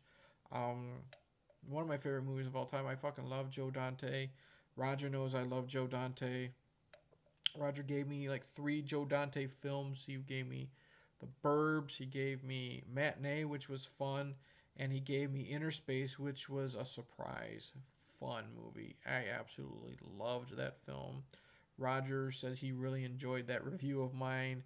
I'm going to have to revisit that too. Christmas is coming up next month, so Gremlins will be coming out. I'll be watching that. Watch it every Christmas. And then maybe I'll review Gremlins 2 because that's so batshit crazy different. It's like, not Poltergeist, Texas Chainsaw 2. Totally different fucking tone. But everything I've seen of Joe Dante, I've either really, really liked or loved. Explorers. They are twisted. Their debut was Blood Simple. Inner Space is a killer movie. I remember seeing it when it was still new. Gremlins 2 ruled. Saw it in the theater.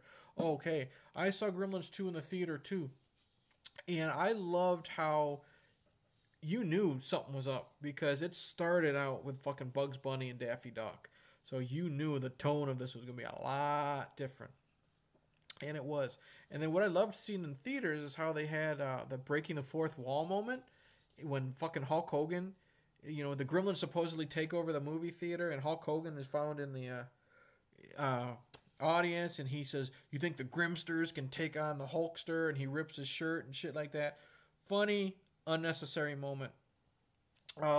Illinoisian Thunder. Have you ever seen the home video version of that scene? It's a Easter egg on the DVD where instead, like the full feature has the Hulk Hogan scene. But on the DVD, there's an Easter egg where I've seen this they did this for VHS. They took out the Hulk Hogan scene and they put this in. But on the DVD, there's an Easter egg where instead of Hulk Hogan, they have the Gremlins actually going into your television. And they still do the birds, and they make the hand, the bunny rabbit and stuff like that. But it's static. Eric, have you seen Dante's Looney Tunes back in action? It's pretty great. Not yet. I have it in my instant queue. I want to be in the right mood for it. It's one of the few I haven't seen yet, but I know you really like it, Raj. But the Gremlins are doing their hand puppets or whatever, and instead of it just being like black, it's static from like static on the TV, and then they end up they invade a John Wayne movie where they have a shootout with John Wayne. There's that clip of the Looney Tunes where Bugs Bunny is talking about maybe it was a gremlin. Great Easter egg. Loved it. I did rent it on VHS, and yes, it had the part where they were in the TV. I remember thinking that was cool. Yeah, that was great. That was the first time I had ever seen them do something specifically for home video. So, like, if you hadn't seen it in the theaters, and this was before fucking DVD, You didn't know Hulk Hogan was in the fucking movie if you just rented it. You thought that they were shooting, having a shootout with John Wayne. And what's really neat is they did it for the they did it for the book adaptation. I had the Gremlins 2 book, and when that scene pops up, they do it again. The brain gremlin hogties the author of the book, and he writes a chapter. And I remember it being fun. But yeah, Gremlins 2, so batshit crazy and different and self-aware and goofy as fuck and fun. It's a great one. It's something. I'm definitely gonna have to rewatch that and review it because it's been probably over a decade since I've seen it. And like I said, I watch Gremlins every fucking Christmas along with Santa's Sleigh. And you know what? I might finish the Herschel Gordon Lewis documentary tomorrow, and I might just throw in Gremlins 2 just for the hell of it because we're talking about it, and it's been so long since I've seen it. But Joe Dante, what about Silent Night, Deadly Night, or Christmas Evil? I've never... Carl Pill for Xmas movies. I never saw Christmas Evil. I know of it. I've seen a couple YouTube reviews on it. It's in my Netflix queue. Silent Night, Deadly Night. I've only seen the first one. I know there's fucking 5 of them. One, I think part 4 has fucking Clint Howard or something in it. I know, I thought part 1 was okay.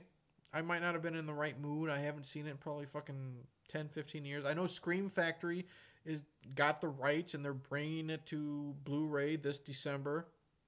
I might do a blind buy if I can get it cheap. But I remember it being okay. I want to see part 2 just because I know the first 45 minutes is still part 1. And then, of course, the garbage day scene. I watch it again tonight, but have the Anchor Bay Blue and not the Scream Factory. Yeah, the Scream Factory is of Silent Night, Deadly Night isn't out yet. But I want to see it just for garbage day because I've seen it all fucking everywhere on YouTube.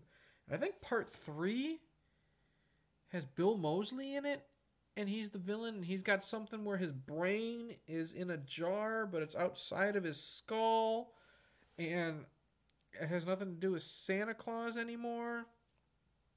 And I think part 4 has... Part 3 is absolutely insane in a bad way. There you go. Part 4 has Clint Howard, and he's using killer slugs or something. I don't fucking know. And then Mickey Rooney's in part 5, the toy maker.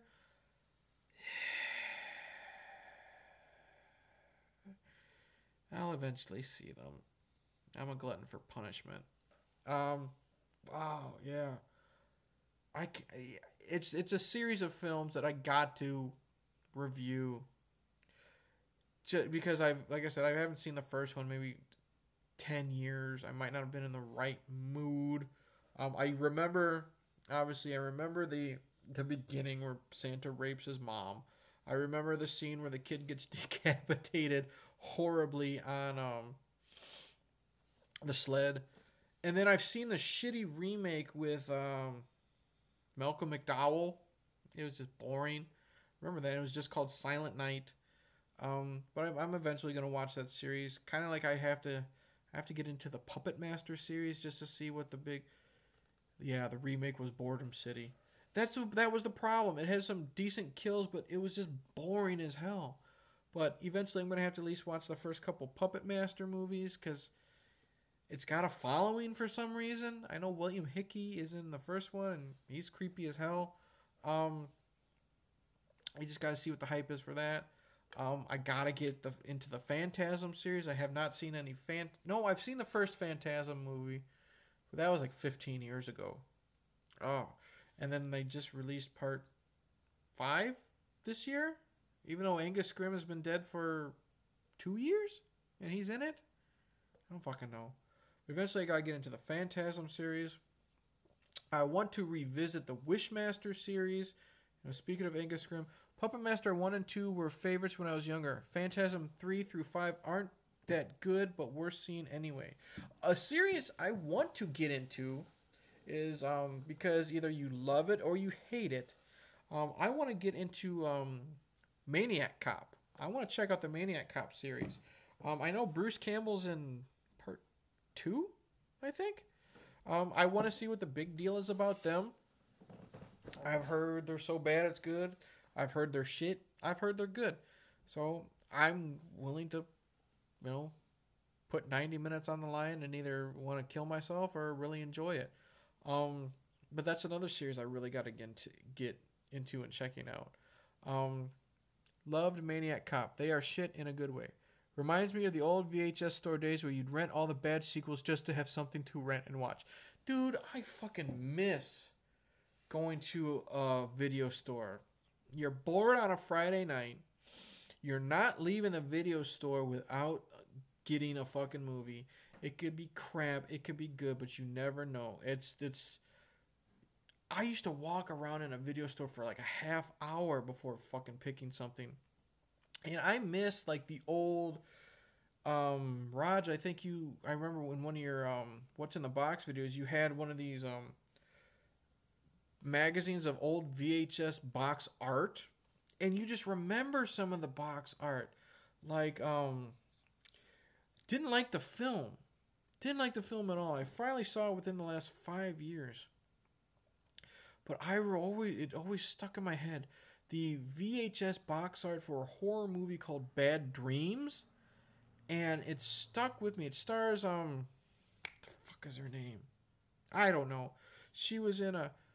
I still go to the video store, rural Illinois. Our video store does very well. I miss the days of VHS, but I will take what I can get.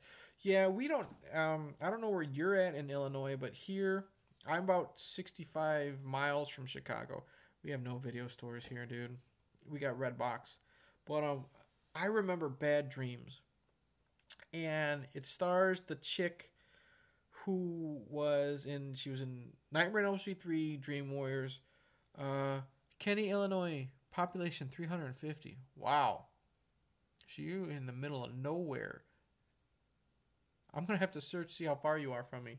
Um, I'm in Sycamore, and what the fuck was her? Anyway, she played Taryn, the chick with the mohawk and the switchblades. She's the lead in this film, and it's a horrible film, boring as shit. But I remember the box art.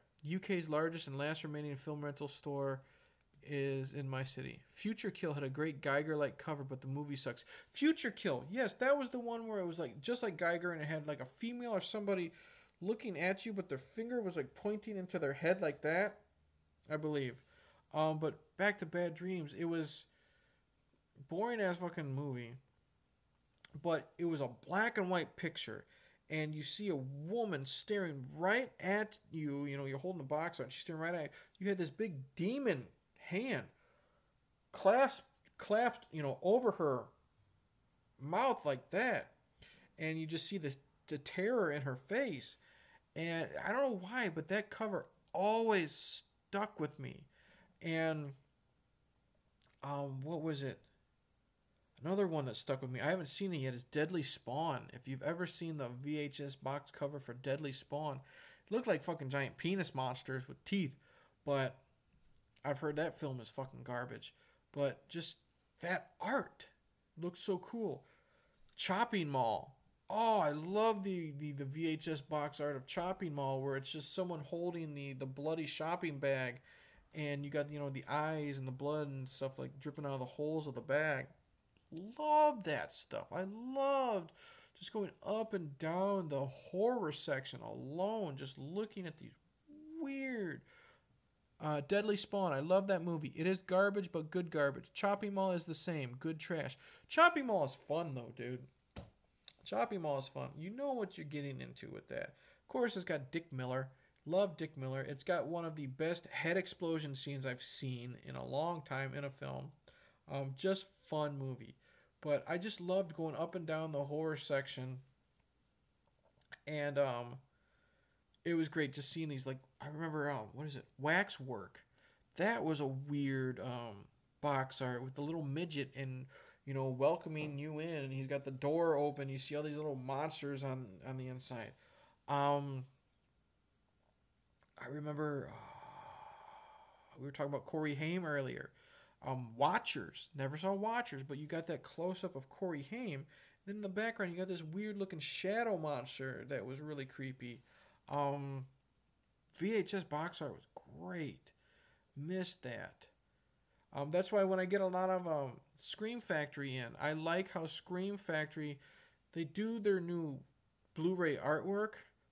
Uh, Deadly Spawn, love that movie. It is garbage, but good Oh, okay.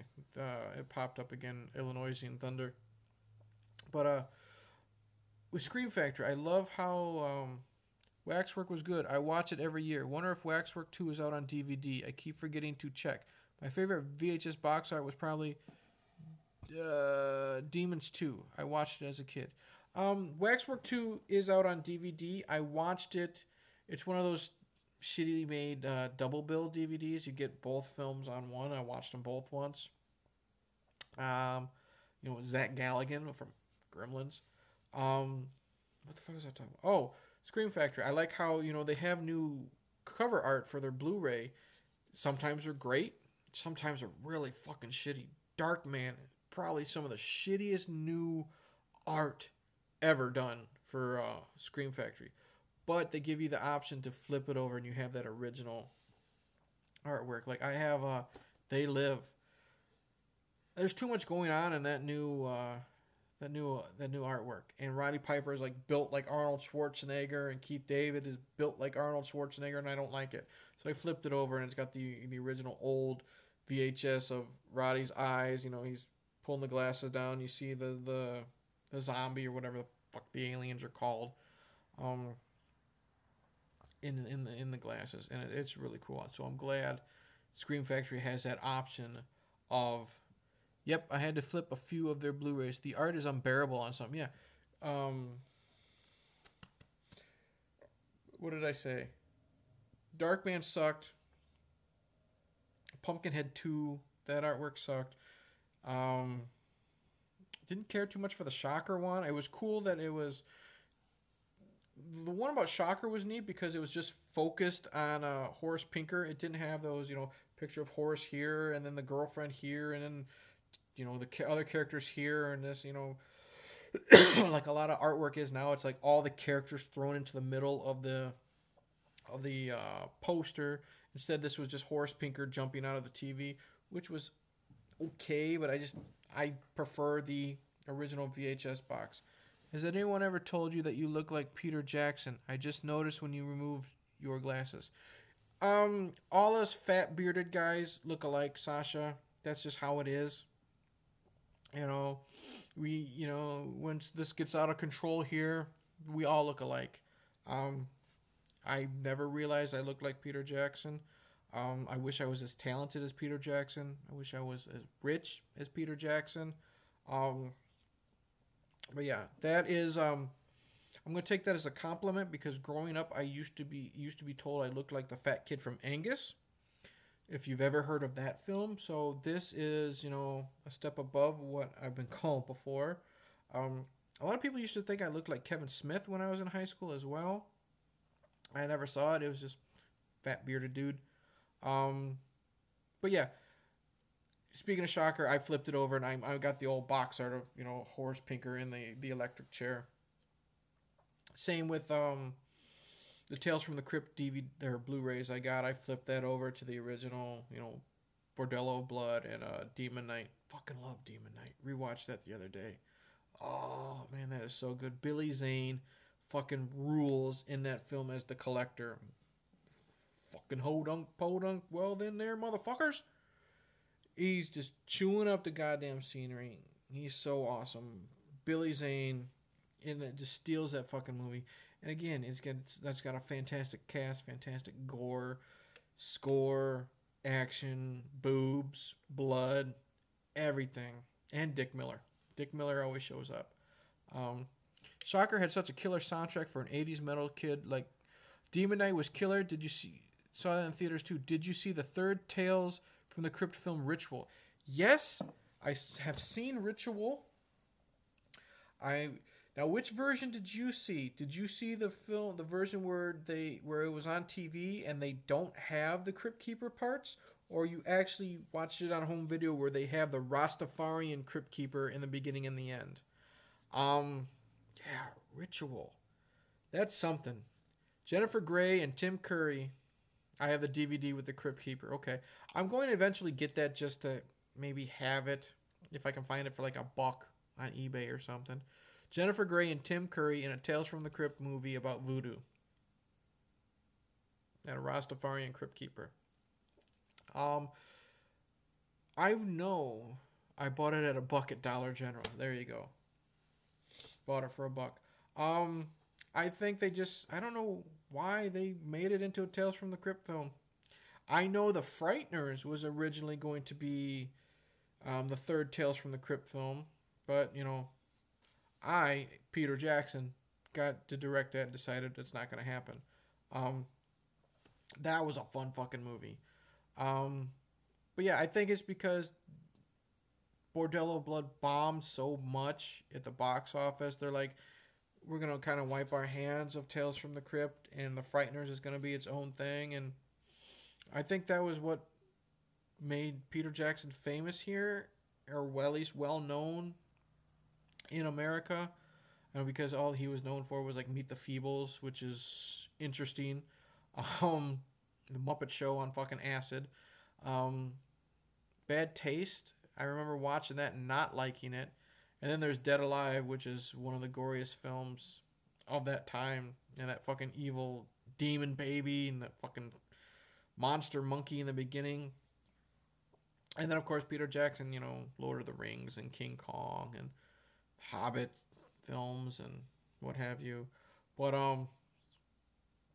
yeah, Frighteners was great. Like I said, I heard that was supposed to be the third Tales from the Crypt film, but it by itself is fantastic too. Scary Jake Busey and Michael J. Fox is good. And one of the few times I actually like Dee Wallace or Dee Wallace Stone. I don't know what she's fucking known as, in that film. 9 times out of 10, I don't like her. Didn't like her in E.T. Didn't like her so much in Close Encounters. Hated her in Critters. And I fucking love Critters. She's the only thing about Critters that I don't like. Hated her. Because she was nothing but obnoxious and all she did was fucking scream. And hated her. But she was pretty decent in The Frighteners. She was a fun villain. Thought she was good in Cujo. She was okay in Cujo. I rewatched Cujo months ago. It's gonna be, I'm reading The Dead Zone. It is the next I have to read Firestarter and then Cujo. I remember loving the book, and I remember the movie being decent. When I watched it a few months ago. I know they changed the ending, which I won't spoil for people who haven't seen the film or read the book because they're totally different. But she did an okay job for a mother trapped in a car trying to protect her son from a rabid, what was he? Saint Bernard. And decent film. Heard it's getting remade, like everything. I don't know how you can really improve on it. It's not like Cujo had bad special effects. It's not like Cujo is severely dated. I think you see a phone with a telephone cord on it, so whoop-de-doo, you change it to cell phones. How can you really update Cujo? You can't. You don't really need to. It's not like you left a lot out of the book. Like, I understand they're remaking Pet Sematary now. Well, as much as I fucking love Pet Sematary, my favorite horror movie of all time, its faults notwithstanding, I can see them with a bigger budget, and they can add more. It shouldn't be remade. It holds up. But maybe they can update it with a CGI Saint Bernard. Oh, fucking course. They probably will. I guarantee you. Dee Wallace was in Close Encounters? I don't recall. Yes, Sasha. It was Dee Wallace, I believe. She was the mother of the little boy that was taken away. CGI Saint Bernard. Jesus fucking Christ. And it's going to happen, too. If they do that, what they're going to do... Oh, man. What they're going to do is they're going to have a regular Saint Bernard, but then when it's going to attack Dee Wallace, whoever's replacing her, they'll probably be like Hayden Panettiere or whoever, or any whatever blonde they have now, and it's gonna look right at the camera, and then the CGI is just gonna get real mean looking, and it's just gonna look like Cursed, that Wes Craven film. I haven't seen it since theaters, but that's the part I always remember where the dog gets all pissed off at the camera, and it's just blatant CGI and garbage, and Jesse Eisenberg and Christina Ricci and her big forehead, and I don't remember liking that film at all. That's going to be back to my Is It Worth the Hate series, because since I haven't seen it since theaters, I don't remember that much. I'm going to give it another shot. But, God, CGI Cujo. Next, we'll have a CGI Christine. Let's see here. What else do we have? I'm looking at all. They'll remake The Shining for a third time, and Jack Torrance will be, motion capture for some reason. Who knows? Because that's just, I don't mind remakes, because you still have the original. You don't have to watch the remakes. Dee Wallace was not in Close Encounters. That was Melinda Dillon. Are you sure? Really? Either way, I'm not a fan of Dee Wallace Stone. Again, that's what I like about these live streams. Who knows how wrong I am with the stuff I say, because I don't prep with, the 100 tangents I go on. I could have sworn Dee Wallace was in it. Ah, well, fuck it. You're the one on the computer. You're the one doing the searching. CGI everything. Remake Full Metal Jacket with CGI Arlie Ermy. Only, I'm okay with that. CGI Arlie Ermy. Only if they make him look like the ghost that he played in The Frighteners. I want him to be all blue and everything like that. She was in Dante's Howling as the fluffy werewolf at the end. Oh, right. She was in The Howling. I remember watching that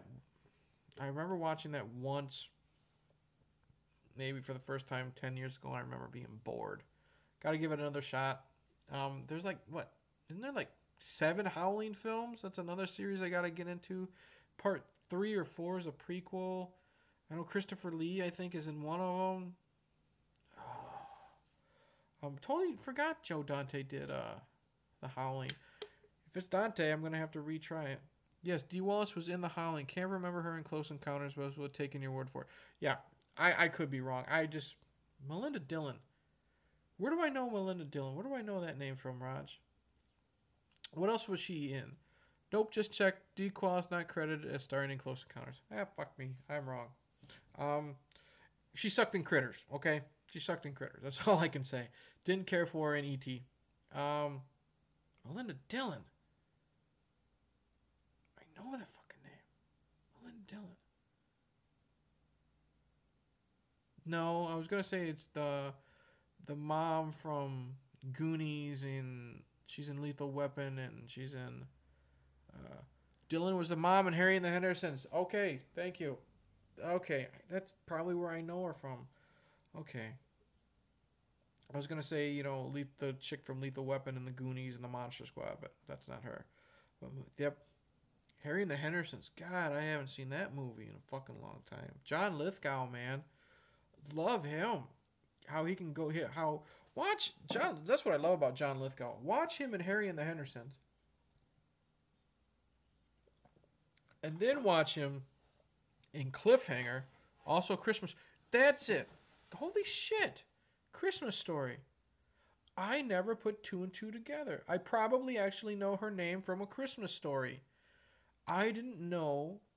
Holy shit. Well, she doesn't look the same in Christmas Story. She got the long shoulder-length brown curly hair.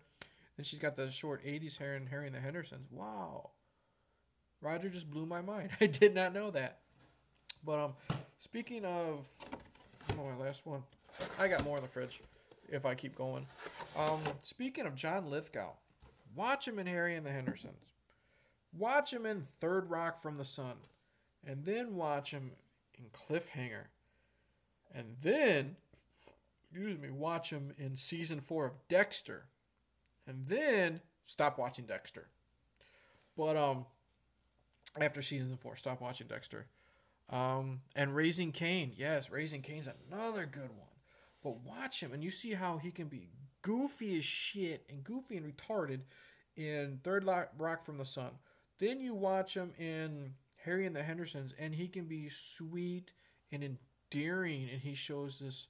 Brian De Palma discovered John Lithgow obsession was his first role.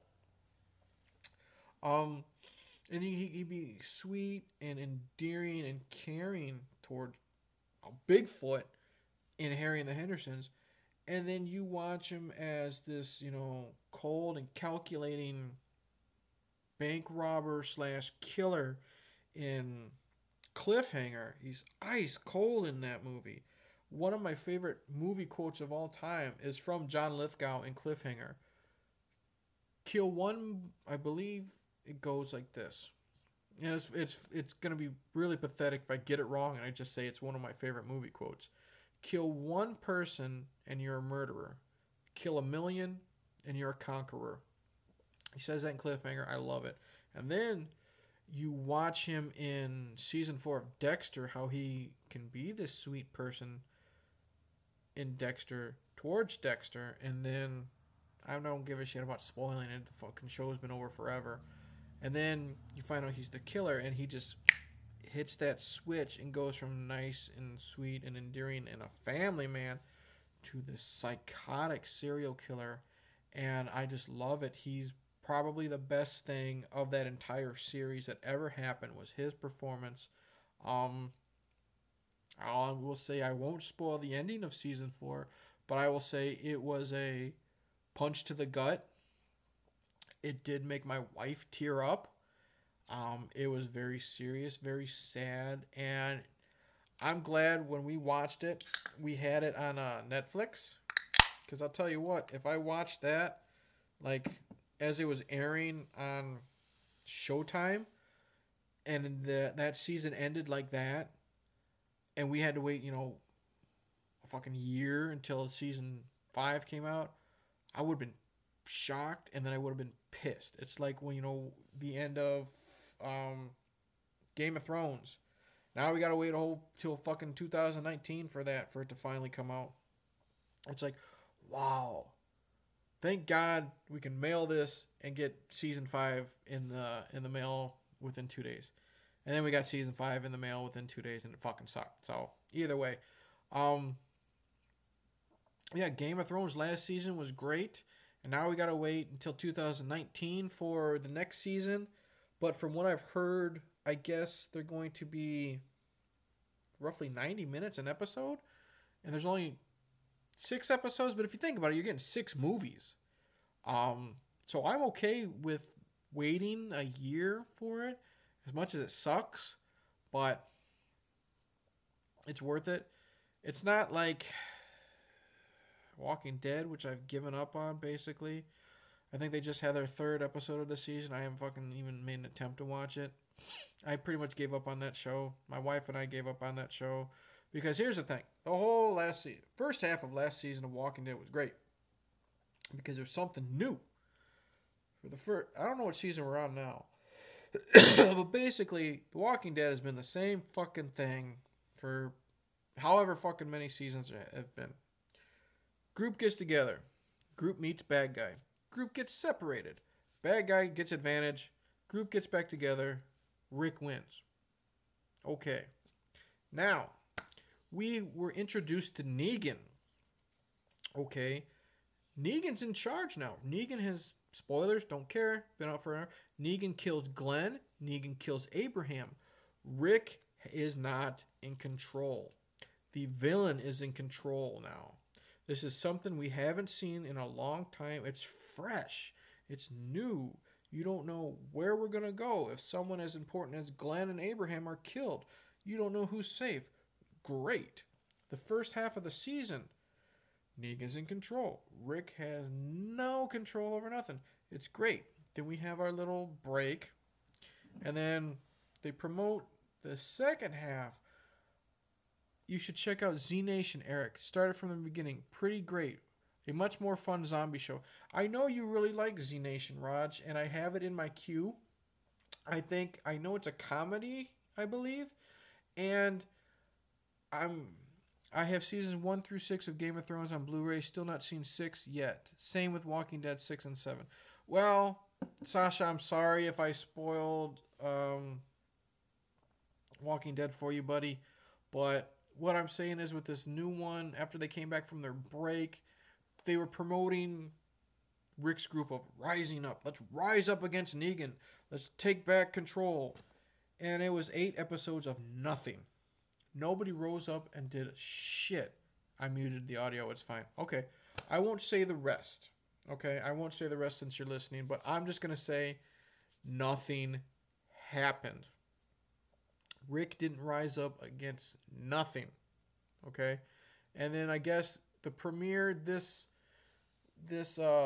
season was the 100th episode. And nothing happened. Rick gave another fucking speech. Whoop-de-fucking-do. Now, I guess the last 2 episodes were action-packed. I'm still saying I was going to give it 3 episodes before I quit the series. I haven't gotten the gumption to fucking watch it. You know, it's not like, you know, I'm streaming it online, so it's not like it's costing me anything, but still, I'm just like, I have no desire. But Rod, you're talking about Z Nation.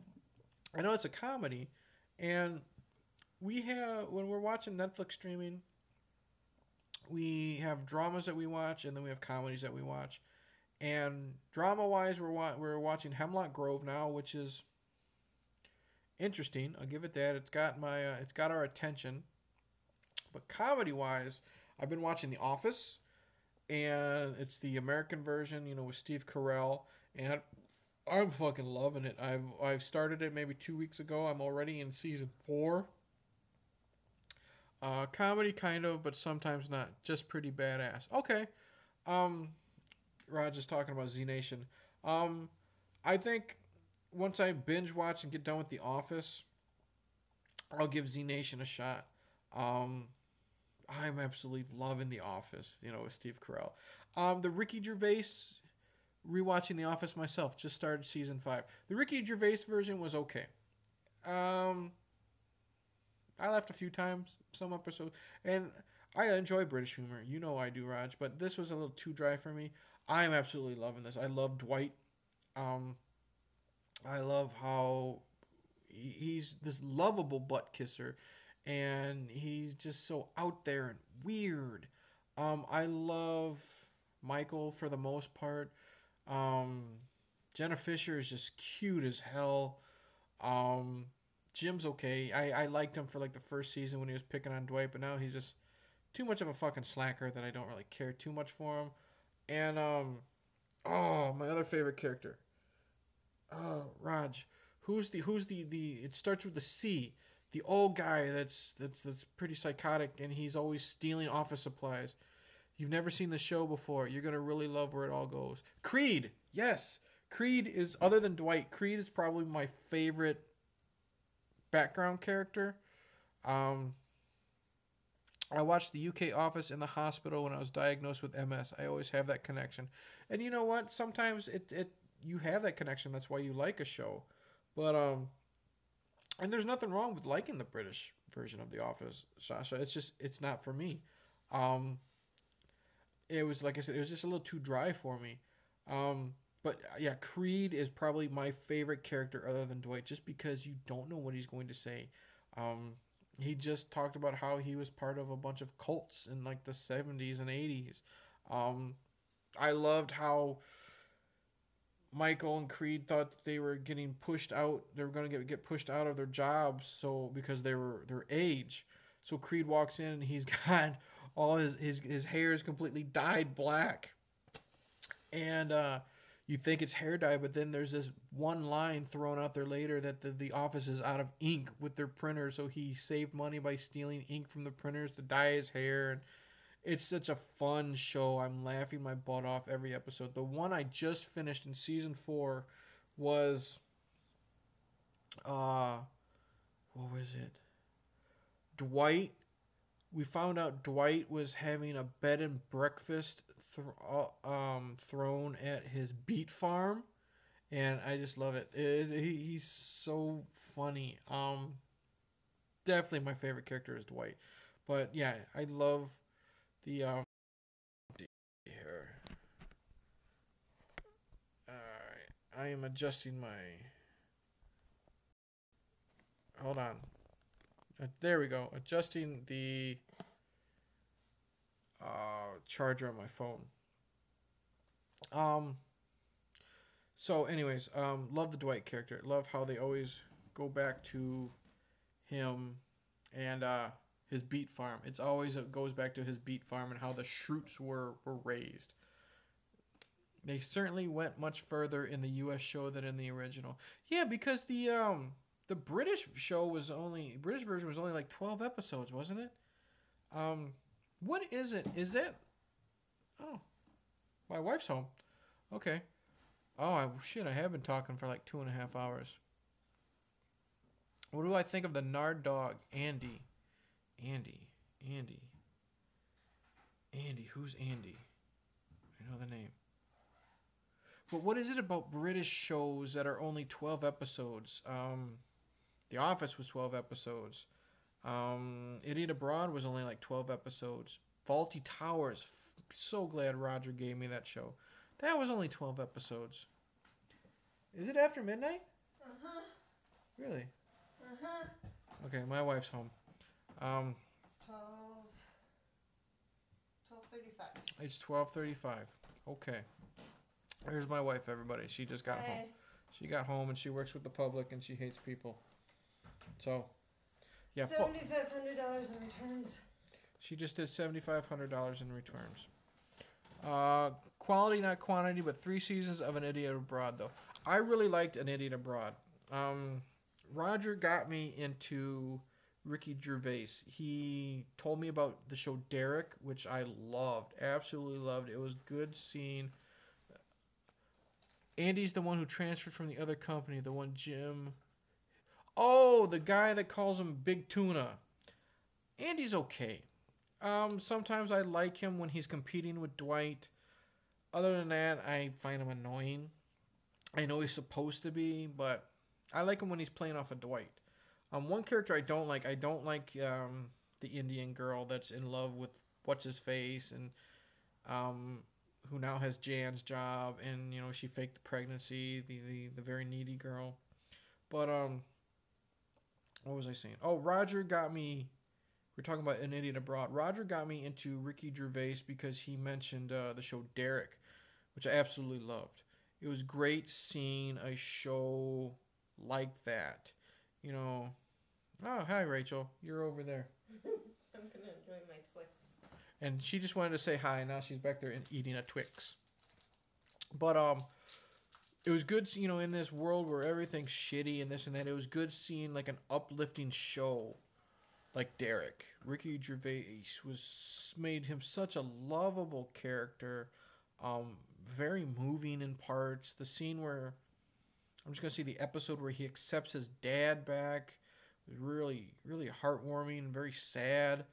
And then after I finished Derek, Netflix recommended An Idiot Abroad, and Carl Pilkington, who was in season 1 of Derek, and I just loved the concept, and I just fell in love with that show. And then I loved how by season 3 they threw Warwick Davis in it just for the hell of it. And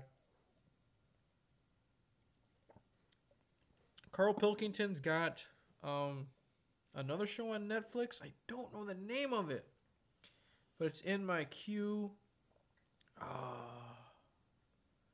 It's like The World According to Carl or something like that. The cover of it is him with a bunch of hands, and he looks like the Hindu god, whatever it is. I'm excited to check that out. But yeah, loved The Office. And like I said, mentioned Ricky Gervais. Loved Derek. Highly, highly recommend. The Moaning of Life. There you go. Our own Carl Pilkington himself. Sasha. The Moaning of Life. Definitely going to give that a shot. And it's just as funny. That's good. I'm glad. I loved just... I don't know. I wonder if... Is Carl Pilkington really that grumpy? or is it just an act? Because he's perfect being a grumpy, lovable asshole, and I kind of hope it really is him like that. Um, Also, check out Warwick's Life's Too Short.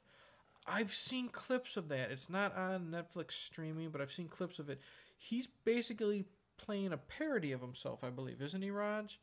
Um, he looks fun. It looks so much fun from the. He's for real. Okay, so Carl's really like that. That's awesome. Um, Life's Too Short looks fun. I think that's the uh, title of Warwick's autobiography that I also want to get. I love autobiographies, and I think Warwick's got a lot of stuff to tell. It'd be fun, but I've seen clips of Life's Too Short. Lots of celebrity cameos. Just looks fun. I'm sure I can find it online. That's where I watch all my TV. We have right above poor man's cable, so basically, we have cable for Cartoon Network for the kid. Also, check out Ricky's extras. Sometimes I have like 3 or 4 different things from Ricky in my Netflix queue, and I know there was one where it's like a movie. I think that you follow the David character after he left the paper factory from The Office, and a couple other things. Um, yeah. So I don't know. I've been rambling for 2 hours and 35 minutes. I'm on my last beer. I gotta piss. So enjoy that TMI. I think I'm going to end this now. I think I'm going to thank everybody who have participated in this. It was another fun live stream. Thanks for, Sasha. Thank you for joining this time and Illinoisian Thunder. It was good having some new people in. Raj, always glad that you joined. Take care, man. I'm in your Facebook. Oh, JR. Okay. Thanks, Raj. Another great stream. Okay, JR. I know you, man. JR. Well, you've said it on in the quote. So JR Preston. I don't know. I think they're on YouTube. JR Preston. I know he wrestling fan like me. He makes these little cartoons. He hasn't done it in a long time, but just go to YouTube and search Little New Jack or Little Iron Sheik. You'll laugh your ass off. I had no idea it was you, JR. That's awesome. So thanks for joining. Should make this an every Friday night stream. I might. And if not every Friday, maybe every other Friday. It depends. This has been entertaining and insightful. Thank you, and thanks for your shout out too. No problem, Sasha. It might be easier on Fridays, because if I'm not working the next day, because I can stay up later, I can get more drunk, and my wife doesn't matter, or she doesn't mind if I do these. She might pop in and comment while she's just 2 feet away over there. But yeah, I might do this, on Fridays. I don't know if it'll be every Friday or every other Friday, but yeah, this was fun. Check out, like I said, if you're bored and you're interested, go to YouTube and check out Little New Jack. You'll laugh your ass off. For JR, I had no idea that was you, buddy. I've rambled on for 5 minutes. I've been saying how much I have to go to the bathroom, so I'm gonna go do that now. Off screen, obviously. Thank you for watching. Like, subscribe, but you guys who are watching already do. This was fun. Thanks for participating. Cheers, and see you in the next one.